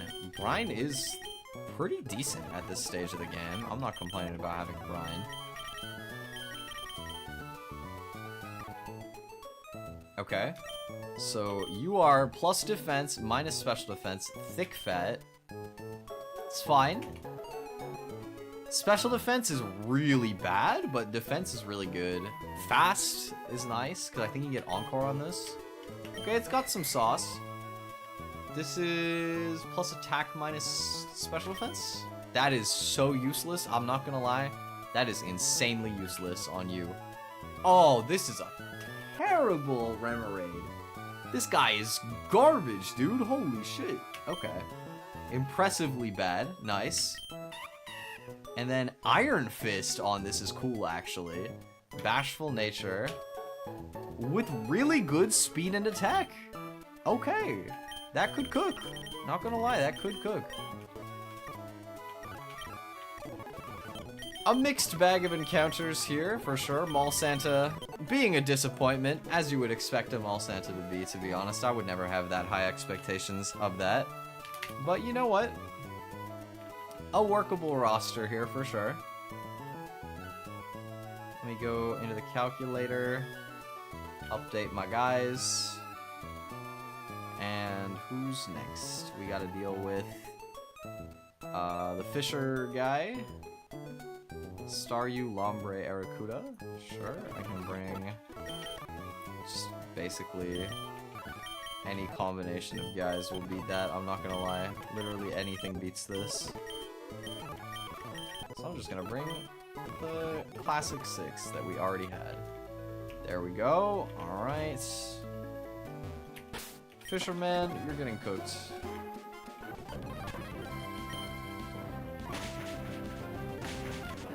Oh, lawyer high rolls. Let's go. Let's do. Okay, fake out. Mega Drain. Teeter dances again. Oh, it should always be Mega Drain or Giga Drain or whatever. Kill. Should be water move. Just Razor Leaf. Okay, boom. First guy down. I don't think I'm gonna have anything that can one-shot this Dwebble because my Remoraid is so bad. But I will look. Dwebble, can I one-shot you? Remoraid cannot get it done. Spheal can, but is slower, tragically. Lombre cannot. And I don't have a Rapid Spinner either. Oy. This could actually be kind of annoying. Not gonna lie, this could be difficult because he could Sticky Web, and I can't really stop him. Yeah, I don't have a counterplay to sticky web. I don't have anything that I can do that prevents them from setting sticky webs. That's tricky. I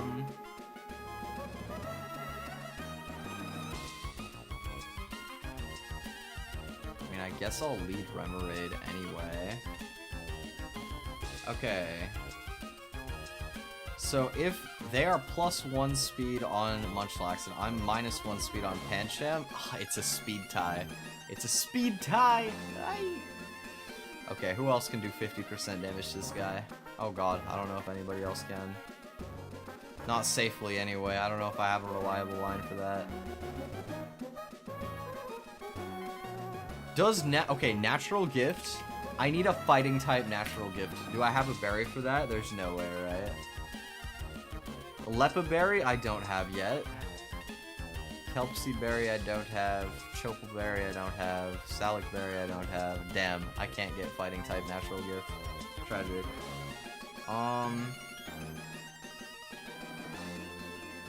But like, that just means, that's literally like a 50-50 to simply just lose my Pancham and the run. I don't know, this box is just getting thinner and thinner in terms of what's actually good. I'll fuck it, Weeball. I'll just win the 50-50. He might not even set sticky webs. It's not guaranteed.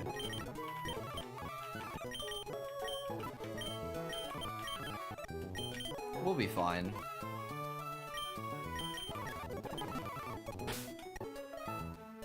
Okay, what was I leading for Dwebble? I was gonna lead Mall Santa, and you are probably going to disappoint me, but there's a chance.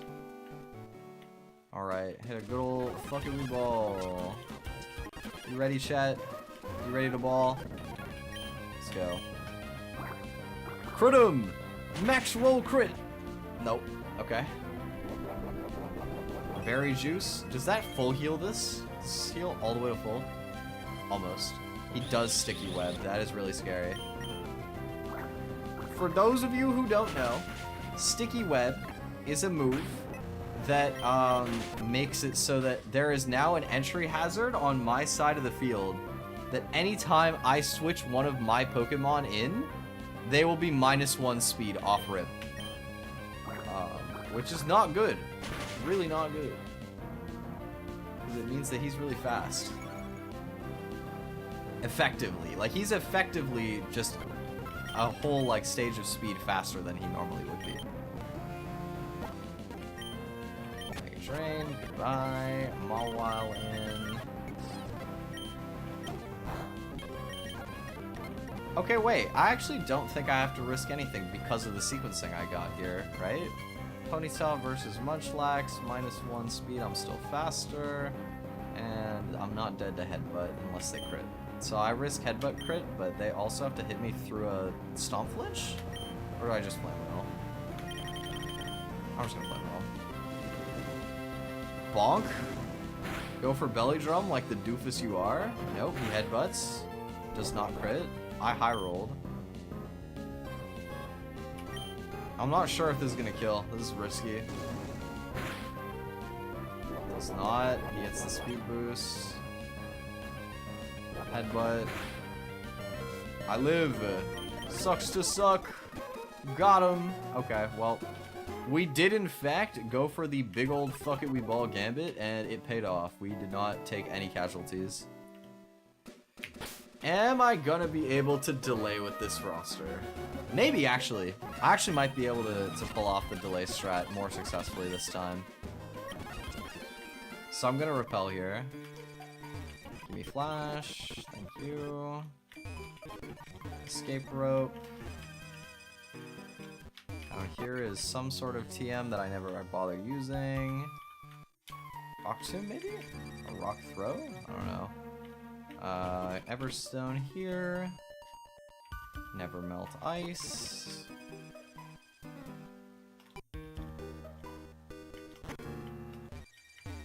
We go give Steven his letter. He gives us some random TM that I always forget about as well. And we go beat up the kids on the beach. Welcome to Pokemon Run Bun. We are making a steady progress right now. Okay. Waiter beats Smoochum. Elekid loses to Grottle. Magby loses to... I certainly hope loses to this. Or actually, wait. I'll use Spheal instead. Spheal will be... Oh, Spheal's weak to Mach Punch, though. Rookity honestly sucks. I'm not bringing that with me. Okay. Let's just Oranberry everybody. Yep. Okay. Let's go and make some more progress here. Grab my soft sand. Thank you.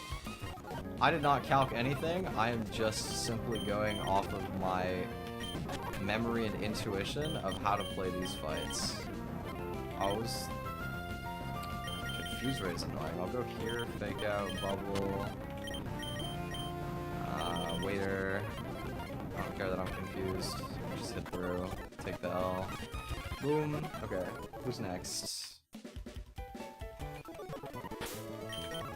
Who's the next person? I don't remember anything about who the next trainer is. I'm not gonna lie. Trainer battles. Oh, Fletchender and Herdier. Yes, that is correct. Okay, Fletchender. Fletchender's kind of annoying. I think I 1v1 it with Ponyta, and then Herdier. I'll just use Grottle. Be fine. Let's roll. Same old squad. Here.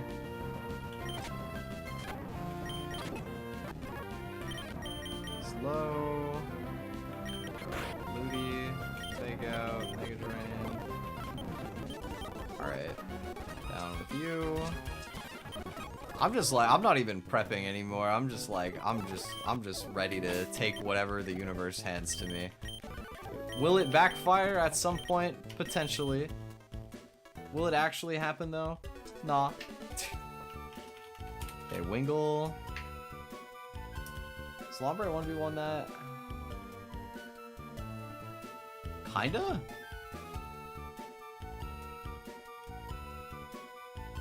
There's like a decent chance that he just rain dances, which I'm Swift Swim, so that would be good for me. I can always use Grottle for honestly both of the other two.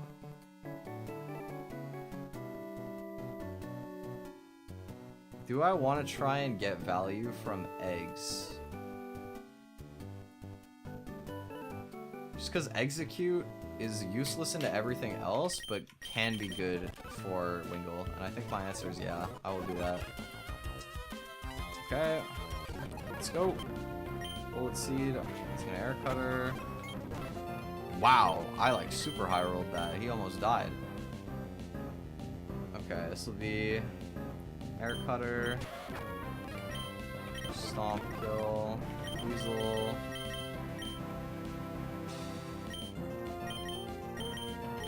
Bartender, Fake Out, Mega Drain again. Go here, Razor Leaf. There we go.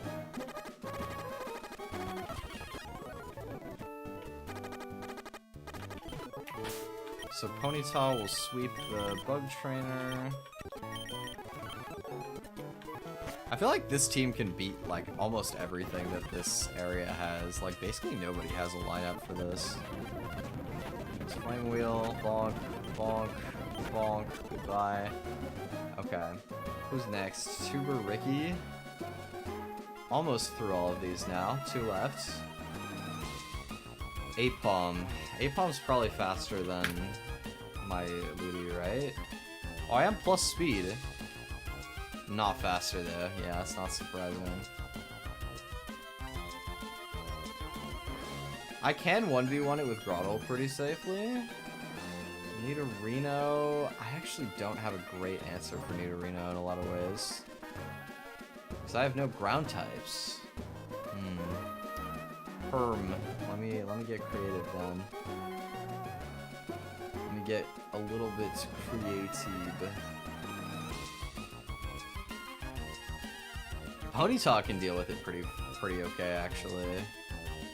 Problem is I might need Grottle to clean up the Luxio. I think that is the case. Let me find a different lead for Apalm.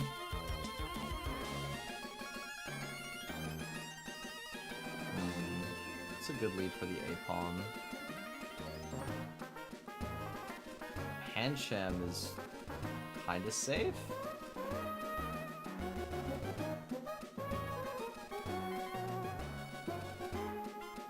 Pancham is relatively safe, yeah. Okay. I'll do that.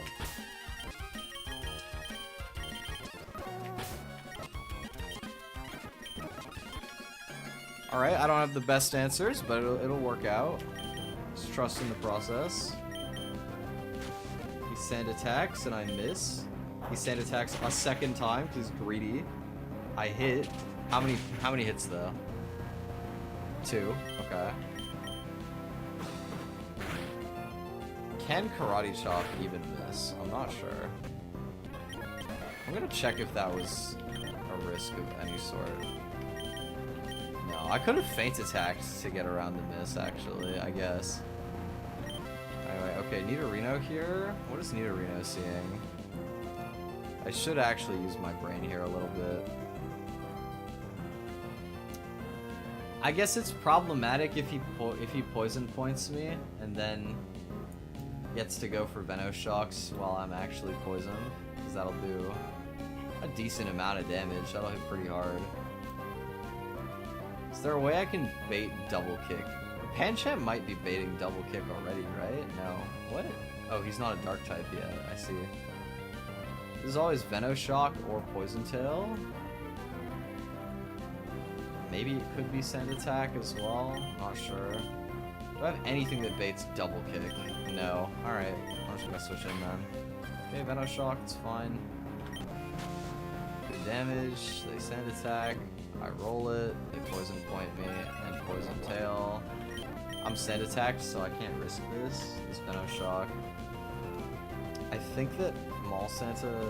Oh, Mall Santa's slower? Bro, you suck. You are actual buns, bro. Just disappointment with Pokemon. Do I have anyone faster on the team? Other than Ponyta? No. But if I stay in, I risk missing and dying, which is terrible. Literally run ending, pretty much.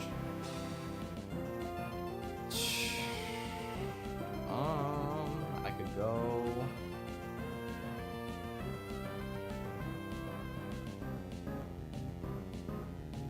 Where could I go, dude? That's not dying to fake out.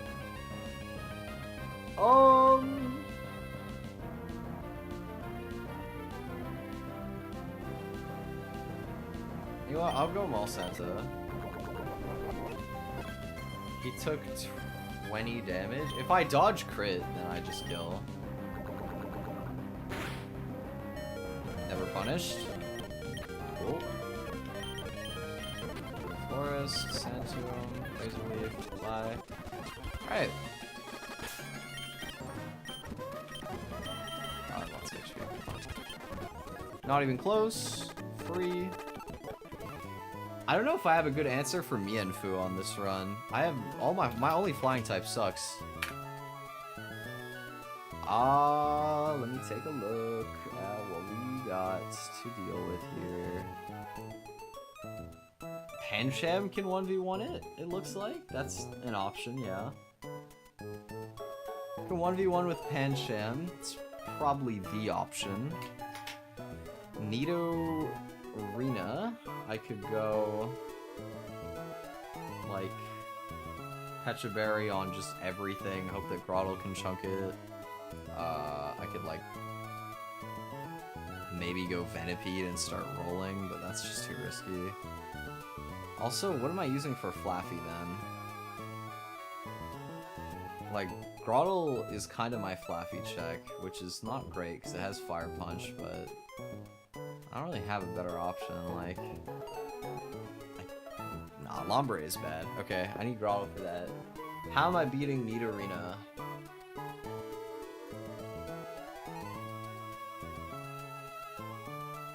Nobody knows. A colossal effort between literally everybody else on the team, pretty much. We're gonna go Pecha Berry, or no, Cherry Berry on Pancham. Cherry Berry on Grottle, and Pecha Berry on everybody else, and we're gonna steer and pray.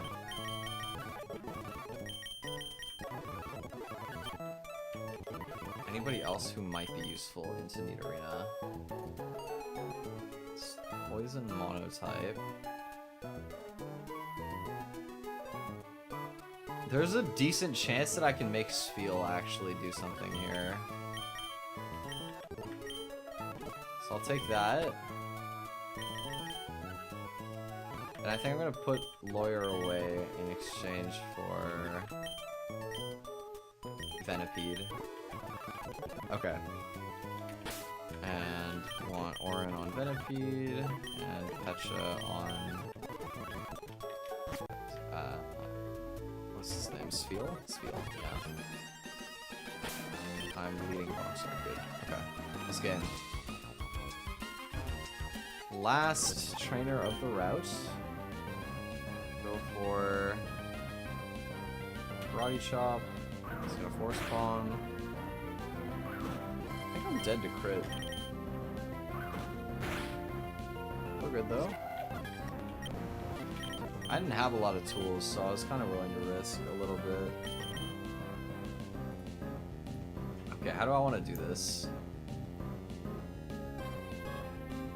There's a decent amount of places I could go from here. I don't know if I want to eat damage on Venipede yet.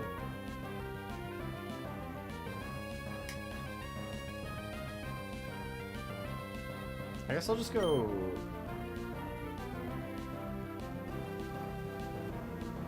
into Waiter? Let's go Waiter. Shockwave, that's the best case. And a Flame Wheel. Bonk, hit him with the flames. They Toxic, that's excellent. Bonk. They get Poison Point. And then they Toxic again. Okay. I just kill a Flame Wheel. And Flaffy, I go here on Shockwave, I set up a Sand Tomb. They Thunder Wave, I go for Sand Tomb again, and then they're dead. Okay.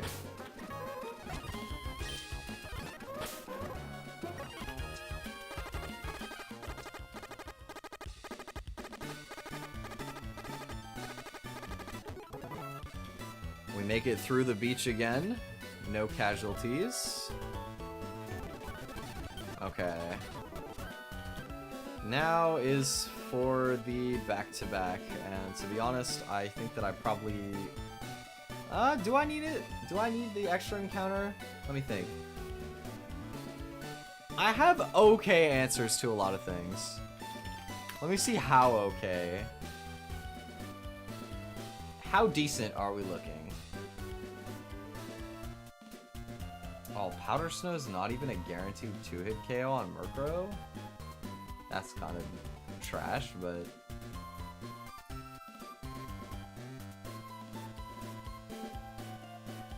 I mean, let me see. I could, like, lead Lombre for Fake Out Chip, and then hard switch into Spheal, and go for 2 Powder Snows. Guaranteed kill, but it risks crits. I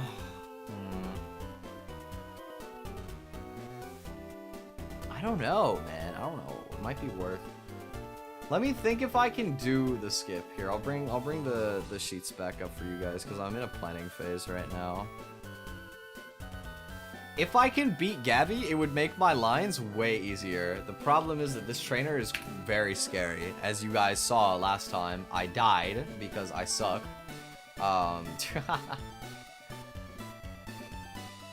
I could, into this, go Lombre if I want to save Grottle for later. That is definitely a thing I am capable of doing. Like, I can just fake out Mega Drain, Mega Drain. I am risking a little bit, though. Like, if I get crit, it would be really bad. And I did get crit last time. That is how everything went to shit last time. Also, like... I can... If I don't equip an Oranberry like an idiot again, Groddle does just pack this guy out. The barrel can't do anything about that. I don't have nearly as good of a Ponyta answer this time. I guess... Dude, my Ponyta answers stink. Oh my god. My Ponyta answers are so garbage. So all my water types suck. Well, if I come in on Flame Wheel, I risk, like, a double kick crit. But I can do this and then go Lombre. And then go fake out Bubble? It's not ideal. Like, I'm gonna lose a lot of HP across these three already. And there's still the back three are really nasty in this fight. I don't think that I can actually safely roll on beating Camper Gabby here. I don't have a good line. I really don't. Okay, I think we're gonna take Raw Granite Cave encounter. I think I need it. And then... Since I'm doing that, I really want Togedemaru or like a rock or steel type of some kind. If I go B1 floor, I get my best odds at Togedemaru. Geodude and Cuffant, Dwebble, Nose Pass. Basically everything on the second floor works, so I'll take it.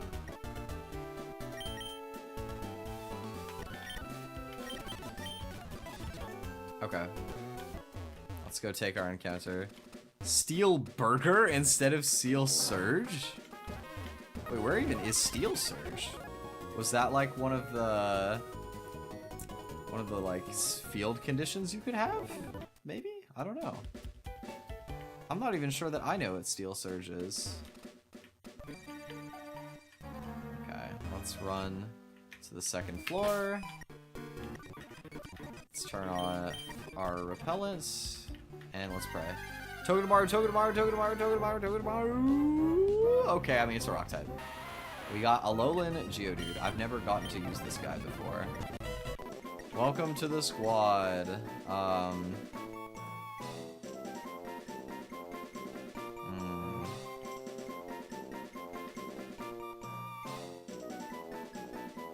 gonna name you Mechanic, because you're the electric type one. And Electrician doesn't fit. Alright, well, we got a decent encounter. Geodude will check Murkrow, which is what I need him to do. He will also fill the niche that I wanted Togedemaru to fill early game. So, overall, he will be pretty fine. I'm okay with this encounter. Let me quickly check him out. Are you serious, bruh? Modest Geodude? Why? Why? That just never does anything ever. He is simply weak for no reason. Okay, well. It's gonna have to do, unfortunately. It's gonna have to make do. Wait. No, he's like level 8 or something ridiculously low. It's fine. Alright, let's level him up. Spark, yes please. Bulldoze is really useful. 16. Smack down or rock throw? Do I want to be smacking down flying types? Like, why would be the question. Them being in the air is really good for this one. So yeah, I'm good. I don't need smackdown. Maybe there was some niche mechanic that I suck! I could've used this guy on the electric. No, I can't. Wait, I can't do that. He's got Mega Drain. So that doesn't even work. Okay. Let's export here with our newfound Geodude. We should have tools now, right? Because I can lead this on Murkrow. He has a chance to one-shot Murkrow. My goat. That is incredible. And he doesn't take that much back. That being said, like, he might get hit twice, so it's fine. Okay, here. I'm glad you like the naming scheme, Beep. I stole it. I've seen a lot of, like, the top people just name their Pokemon after, like, jobs, and I thought it was cute. I was like, I'm gonna steal it. We currently have, I think, Florist, the Grottle, because I reset every single name for, like, each letter. Like, I think I reset once normally, then I accidentally clicked A, so I named him Astronaut, and then I had to reset because it was bad run. Then we had Bartender, then we had Courier, then we had Doctor, then we had Executive, and then we ended up with Florist. 5 different ones that we already binned, at least. Lawyer, it's okay, lawyers. We have Lawyer Junior. His son has joined the firm. Okay, so we can 1v1. Geodude beats the Murkrow. It's gonna bait Skrelp for a fast kill with Water Pulse. Who can come in on Water Pulse and knock this guy's socks? And just own him. I might be able to lean into Grottle here. I don't have a way to avoid risking the Water Pulse confusion, which is the most annoying aspect of this. Our Grottle is slower, which kind of is a little sad. I guess there's also Lombre. Okay, what are my hidden powers? Hidden power is a mechanic you almost never use, but it could be clutch here. Like, I have the option. Lombres is water. I mean, that's stronger than Bubble. I should actually teach Hidden Power Water. That is an improvement, strictly. I have Hidden Power Ground on Spheal.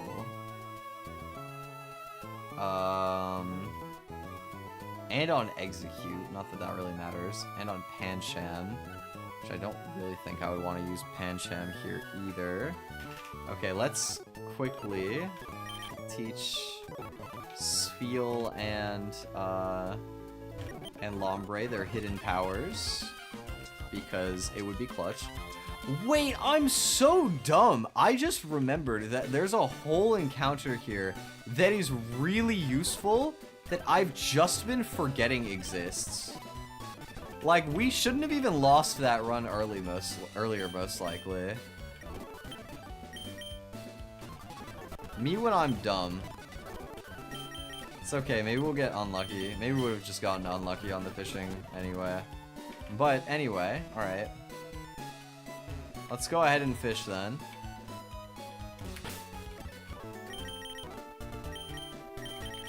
If we get Quillfish, that is so good.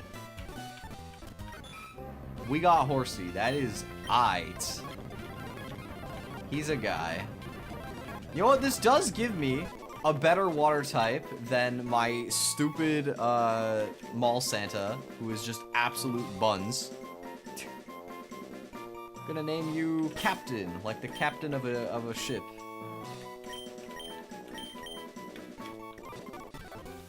Welcome, Captain.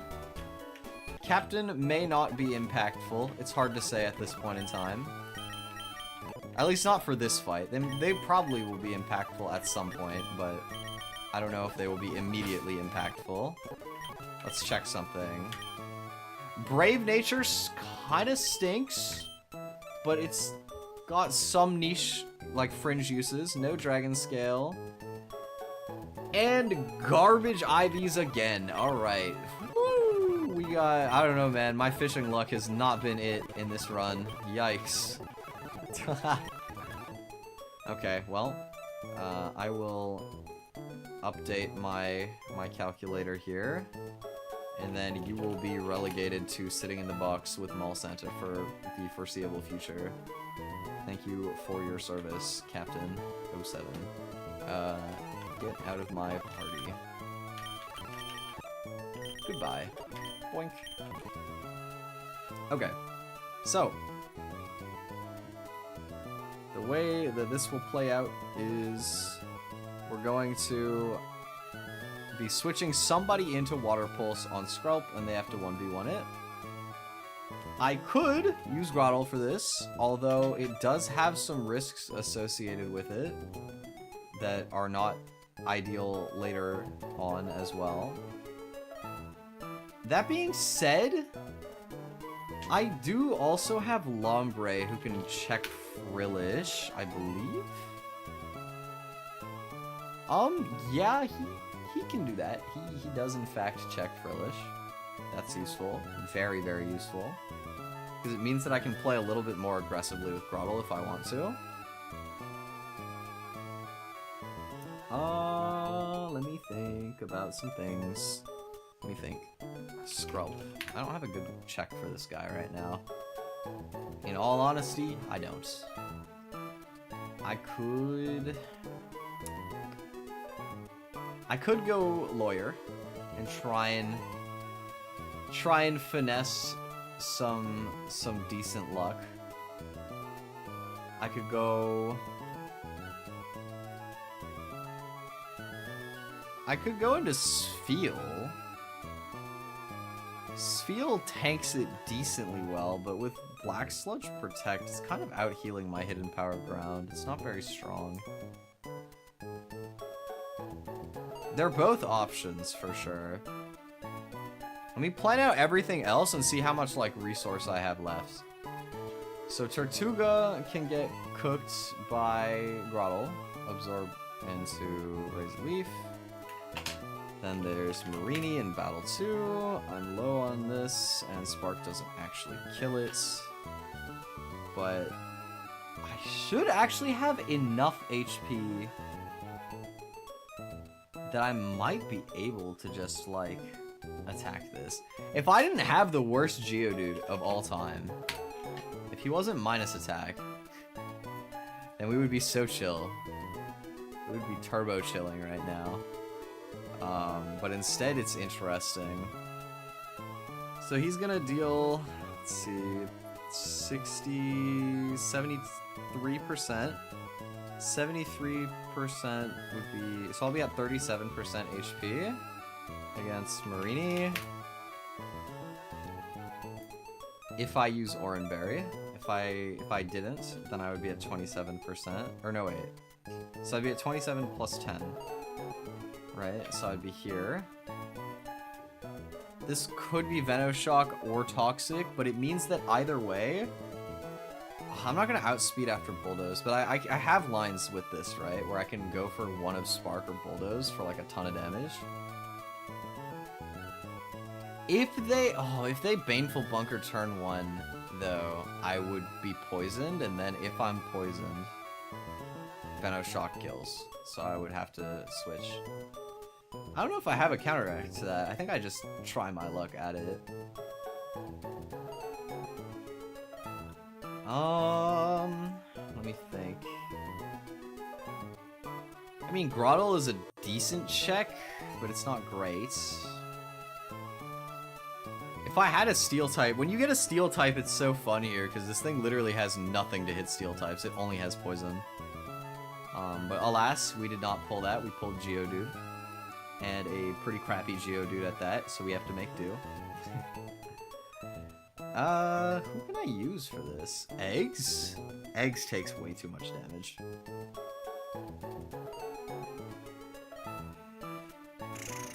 Like, Psybeam on this is just stupid, I think.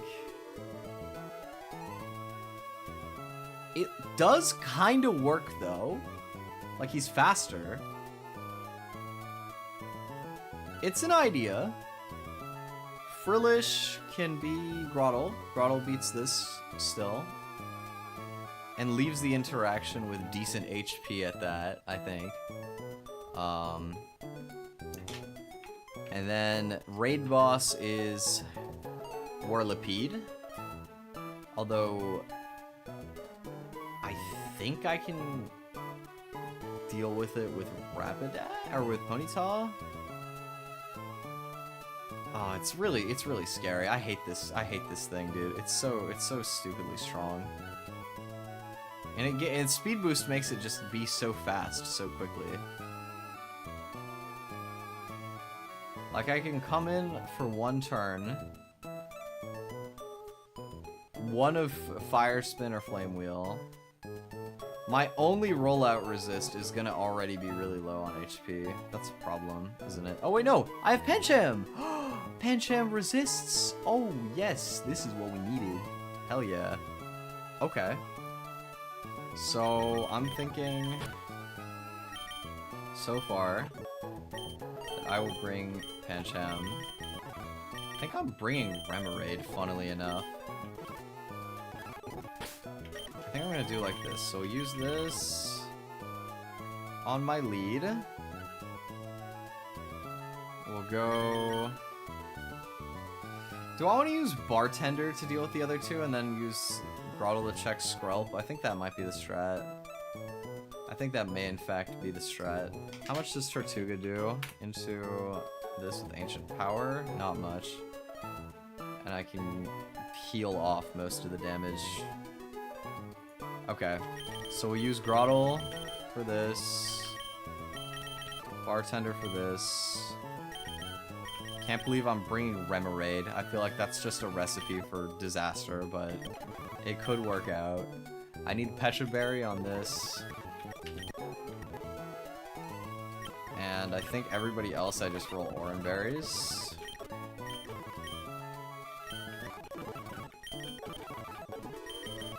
This might not go well. I don't know. We'll see.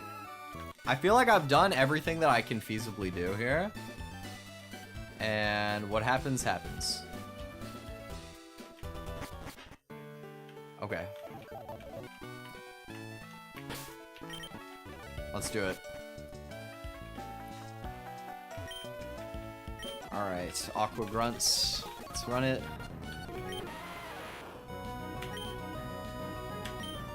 Go for Spark. This has a chance to one-hit KO, in which case it would be really, really good. That would be impeccable. But, alas, we don't get it. Spark.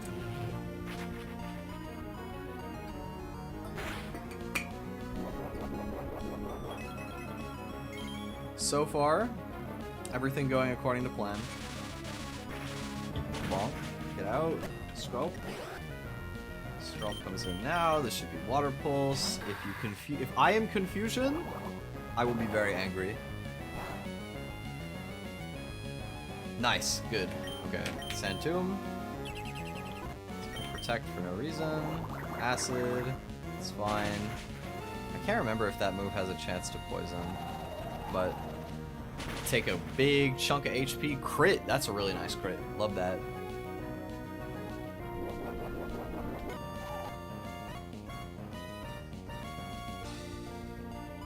Do I ever have a universe here where I can afford to like switch in some capacity? No, because I don't really have a pivot for Acid. Okay. Okay, perfect. They went for Toxic. That's incredibly good. This is going about as good as it could be, to be honest. This is almost perfect. Because in this position, Tortuga doesn't even threaten me. Like, I can actually just go for Absorb here and keep all my HP. Like, I don't have to take any damage on Lombre yet. I go for Razor Leaf. We make it out of the first part of this fight with only taking damage on the two Pokemon that I fully was prepared for. And they're not even, like, deathly low, which is good. Okay, next guy. If this decides to go for Baneful Bunker, I'm sad. If it doesn't, we're gaming. Nice, that's real good. That's incredibly good. That is so good, man. That is... We have very, very good odds of beating this Deathless now, I think. So now it's Venoshock. We go Mall Santa on this. Take 1 billion damage. I think crit might have killed me there, but it doesn't crit. I kill with Psybeam. They go Frillish. I go Bartender. I Mega Drain. And we get to heal a good amount of HP. Okay, that did a little less than I was hoping. That's fine. Oh, Cursed Body on Mega Drain? Are you serious? Dude. That's so unlucky. That's so unlucky. Now I'm in trouble. I forgot about Cursed Body. That was not according to Keikaku at all. That is really bad. That is incredibly bad. I can't click my only damaging move here pretty much. I'm Oranberry right now, right? Yep. If I was Pechaberry, I would have Natural Gift Electric, which is hilarious, but I'm not. I'm Oranberry. How much does Grottle take from Hex? I live, but I also don't get to do much. Okay, let me try something. Let me try and think of something. Grottle takes a maximum of 16 damage from Hex. If I come in on Shockwave, I take 5. That adds to 21. My HP is 23. I can't be crit. I need to bait an electric move. Is there a way for me to do that ever? I don't think so. I don't think so. I could bait Water Pulse, which does 6 to 7. Water Pulse is also pretty safe. Well, I can't guaranteed bait Water Pulse, but I can bait Random Move, basically, is what I can do. On Hex, I can go... Can I? Do I have a way to bait Random Move? I mean... Not safely. I need HP on the stuff in the back. No problem, Lionel. Thanks for chilling. I'm not gonna lie to you guys. This Remoraid is cheeks. Like, it is bad. Its stats are garbage. The only safe line I have is to just kill him, so Mall Santa is going to die. You know what? It's not that important of a job anyway. Oh, wait. That was not what I expected. Let me think. Now. I have 25 HP. This is 50-50 Shockwave Hex. If I switch Grottle on Hex, then I have to come back in here and sack anyway, and then I go Lombre, and I'm in a still precarious spot in some ways. This is honestly just kind of precarious no matter what I do. I still sack. I think my play is still to just let this die. I'm sorry, Mall Santa. You're just that bad. But thank you though. I appreciated you trying your best to exist. But you are gonna have to go. And then we Razor Leaf here. This can never kill me. I can't get crit. I low roll it too, I think. Oh wait, no. That was a pretty high roll. Okay, there we go. Good. They got the Cursed Body again on the way out. Not that it matters. This is completely random move. There is no way to predict what's coming here. My safest pivot is always straight out into Ponyta. Always. Poison Tail. Okay. No crit. They get the poison, but I have Pechaberry, so it's okay. What's... I don't have Pechaberry. I have Oranberry. Shit. Okay. Okay. This is bad. Not according to plan. Yikes. Venoshock does a maximum of 25 damage, plus my Poison Tick. That would kill me. This is guaranteed to be Venoshock. What can I do? I actually have to... I have to roll for good damage roll here. Like, I just have to hope that I don't get hit that hard. Oh, wait, no, I have Oranberry. I just have to dodge crit. Because the Oranberry will heal me out of poison. I Fire Spin so that I don't proc the Rocky Helmet. Because if I proc the Rocky Helmet too, I'm dying.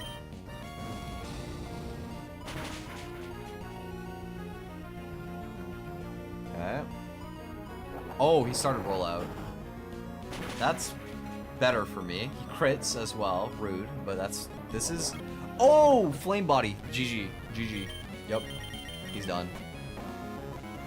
It's so over for you. 2 crits. 2 rollout crits. Does not matter. Don't care. GG. Alright, well, we lost Remoraid, which is honestly not that big of a price to pay. I can live with it. Mall Santa, you are dead. And respectfully, the fans don't care. Well, at least we got a run going here. This is an interesting run, too. I have a lot of, like, odd encounters that you don't normally pull that I've decided to play with anyway. Hello, Ender. Welcome. We are, in fact, still going. I haven't played this game in a hot minute, so I've had the itch. Steamroller. Steamroller is funny, but I feel like I'm not going to be in positions to take advantage of that in the same way that I will with Bulldozer Rock Smash, so I'm going to pass on that. Roar. I don't need Roar. Thank you. 1. Bubble Beam. Bubble Beam is better than Hidden Power Water, so I'll teach that. Bounce. Sure, over Growl. Circle Throw. Circle Throw could have very niche usage, but I don't think Circle Throw is that useful, so I'm gonna pass. And Carpenter, you get Infestation. I don't need Infestation. You're not tanky enough to take advantage of that. We got a Whirlipede now. Clean. Let's evolve our other guys here.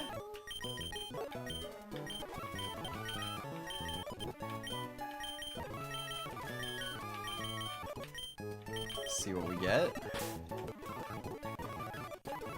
Psybeam, that's an improvement over Confusion. Nice. I am no longer Confusion. Clear Smog has some utility. Caesar, welcome. Got Celio with Aurora Beam, that's nice. Scary Face, sure. Steel Wing, yep. Alright. Whole squad is leveled up and evolved. Very nice. Let's go ahead and export that. Get my calculator up to date. And now we're gonna go take revenge on the camper dude. We have to do it to him. Because now we're over leveled. Like, that's the cool thing about the sequencing, is if you beat this one first, then now the camper guy is free. So you can sort of sequence it depending on which fight you have better tools for. So like, for example, if I were to share with the class here, there's a good chance to just one-shot this guy with Grottle now, and he only takes 20 to 25% from Pluck. Doesn't hit me that hard anymore, which is pretty sweet. I also... I don't quite outspeed with Lombre, that's unfortunate. Do I have any other mons that would like to 1v1 this guy? Not really, right? I mean, even Execute can kind of get it done, but I don't think there's much necessity behind that. Unless Execute is just bad into everything else, which, to be honest, the answer is kind of yeah, he kind of is. Like, being able to 1v1 the B-Barrel is not, by any stretch of the imagination, a unimportant role. Because even if I only get 2 hits Bullet Seed, 2 of them is a guaranteed kill, and I can't be killed in 2 hits. Nothing has Pursuit Trapping either. In fact, it should just simply be guaranteed. Yeah, because the rest of this team is so slow. I guess it could be Dustox, but it should be Ponyta. Okay, so we'll let Lawyer cook on the start. Lawyer won't die this time, I promise. I guess also as well, in case they don't pluck for some reason, since it doesn't deal extra damage, I should have like a Petra Berry just in case some like really whack sequence of events happens, then it comes in handy later. Oh, okay. Ponyta, I can go... I mean, Celio is pretty safe, and also has a good chance to kill. Kingdra, or Seadra, is guaranteed to kill. Okay, Seadra is ultra safe way to check this. Yeah, like, this fight is so much less scary once you actually beat the Aqua Grunts. Like, you can actually just gap them so easily.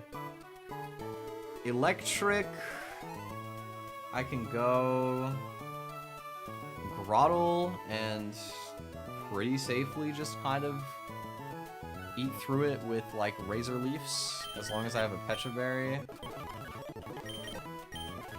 So we'll grab him out of the box. Sunflora, I kind of don't have great tools for Sunflora, honestly. Oh, Corvusquire beats this, though. Corvusquire with, like, Chesto Berry in case they go for Grass Whistle to sleep me. And then, against Dustox... Oh, Corvusquire dunks Dustox. I might want to save this as my Dustox answer. Oh, but Ponyta also dunks this, so it's fine. I guess the question is, does one of Ponyta or Whirlipede one-shot Sunflora? Ponyta has a 94% chance to one-shot it.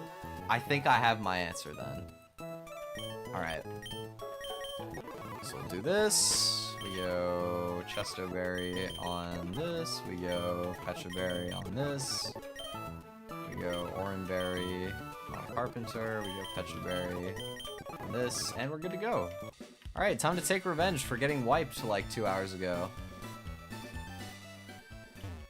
Because what you did to me and my team was unforgivable, Camper Gabby. I can't believe what you did. So, you are going to incur the wrath of my lawyer. For starters, my legal team will in fact be pressing charges here.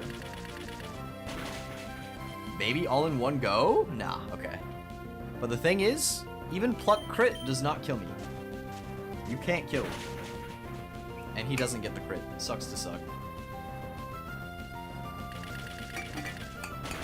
Get absolutely boomed. The vengeance. Alright. Cool. Ponyta, we go Captain. And we just Bubble Beam. Can't really do any damage to us significantly. Electric, we go into this on Shockwave. We go for Razor Leaf as he goes for Toxic.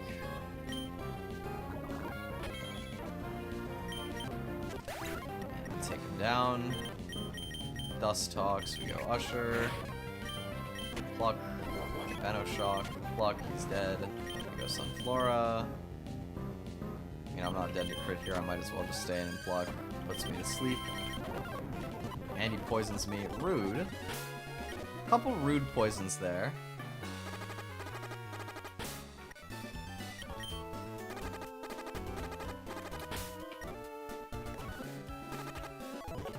There we go. Good dub, good dub.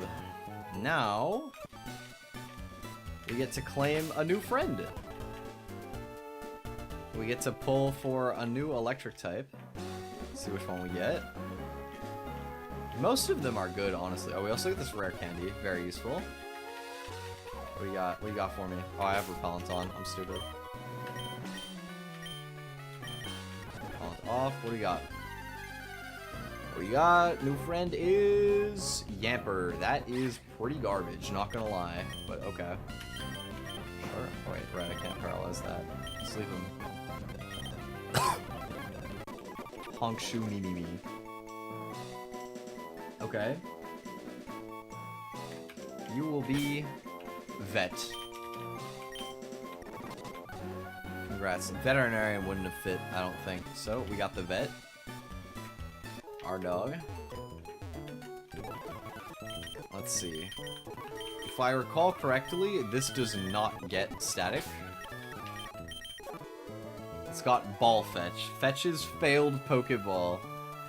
That is one of the goofiest abilities of all time. Like, if you try to catch something and you don't get it, it just gives you the ball back. That is funny. Ivy's pretty bad, not gonna lie. It's not even a good Yamper. But you know what? Yamper is still a cute guy. I have some special memories of Yamper, because I remember back in the day I used to like coach people competitive Pokemon, and there was somebody who really liked Yamper that used to get my coaching, and I appreciated that. Okay. Anyway, ramble aside, yamping over, we are going to go and beat up the first gym, hopefully. To be honest, I have an okay box for the first gym. It's not great, it's not horrible. It's pretty workable, I would say. First battle is Riolu. Let me just bring this up. They got a Riolu. Corvusquire can beat that pretty comfortably. They got a Stuffle. Corvusquire threatens that a decent amount. I also can can go Ponyta is an option. Ponyta is pretty safe in some. Well, it's not like completely safe, to be fair. Whirlipede? Oh, Whirlipede doesn't do anything back though. Like all he can really threaten to do is eat the berry. I guess I can pivot Geodude on Body Slam, bait Force Palm for Ponyta with a Cherry Berry, and then Ponyta can cook this. And Mankey can't threaten too much. I can just go. Oh, I can just switch back into Corvusquire and one-shot it with Pluck. Okay, cool. So for the first fight, these two and Mechanic can get it done. And we just Cherry Berry these two in case they get paralyzed by stuff. Alright, let's take our first KO in the gym. Yup, thank you for explaining. Let's go. Alright. So we hit him with the Pluck. Body slams, take the KO. We go Mechanic on Body Slam, we go Waiter on Force Palm. Fire Spin. Doesn't actually hit him like that hard. So we go Lawyer? Oh, Lawyer's safe here, yeah. Lawyer cooks him. Mankey, I'm switching here. I have speed, I kill. GG. Alright, that was Battle Girl Laura. Thank you for the free battle. Next guy, Sailor Brendan, has Farfetch'd and Heracross. I think that Corvusquire is probably going to just cook this. He does, in fact, just kind of boom this guy. If I have no item, then he does, like, no damage. I'm faster, and I kill in 2 shots. And then Heracross is faster than me, but he can't really threaten me with damage. I have a 50% to OHKO him. I don't have Quick Attack. Do I have anybody with a priority move? I have Lombre, but Pin Missile kills him, so I can't do that.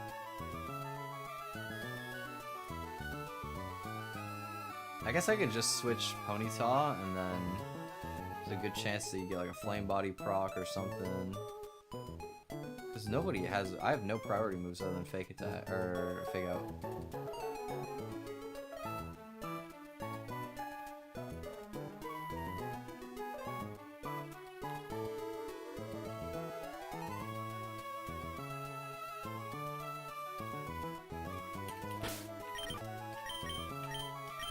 Yeah, I mean, this one actually could be mildly dangerous, potentially. But simply will not get unlucky. We'll be fine.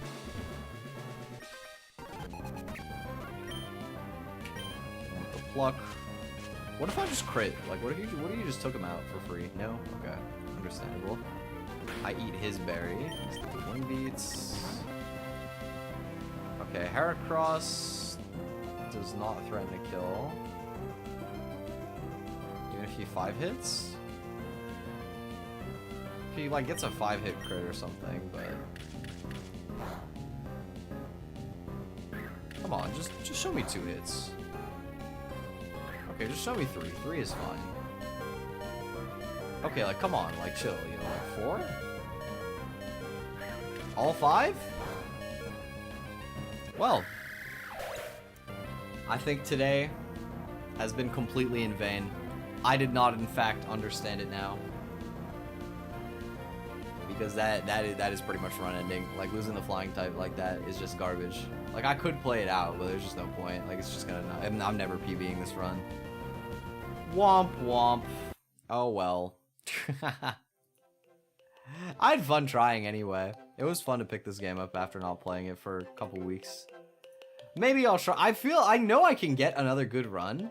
What I might do at some point is literally just like play out the early game off stream and then come back on stream when I have a decent run moving. But anyway, what do I have? I'm gonna try and put up a schedule for next week. But off the top of my dome, we're gonna have for sure Honkai and Valhalla. On Saturday, I believe I'm gonna do the Osu match. So that'll be my Monday, Friday, Saturday streams probably. And then Wednesday, I will do something. We'll figure it out. And Sunday, I will do a member stream. It might be like a kind of work type stream for me, but we can just chill out and do that. Be fun. Yeah, thank you guys for hanging out with me. Sorry, I didn't end up getting any good run there, but it's fine. It was fun anyway. Thanks for hanging. You guys have a good rest of your day or evening, and I will see you Monday. Bye bye.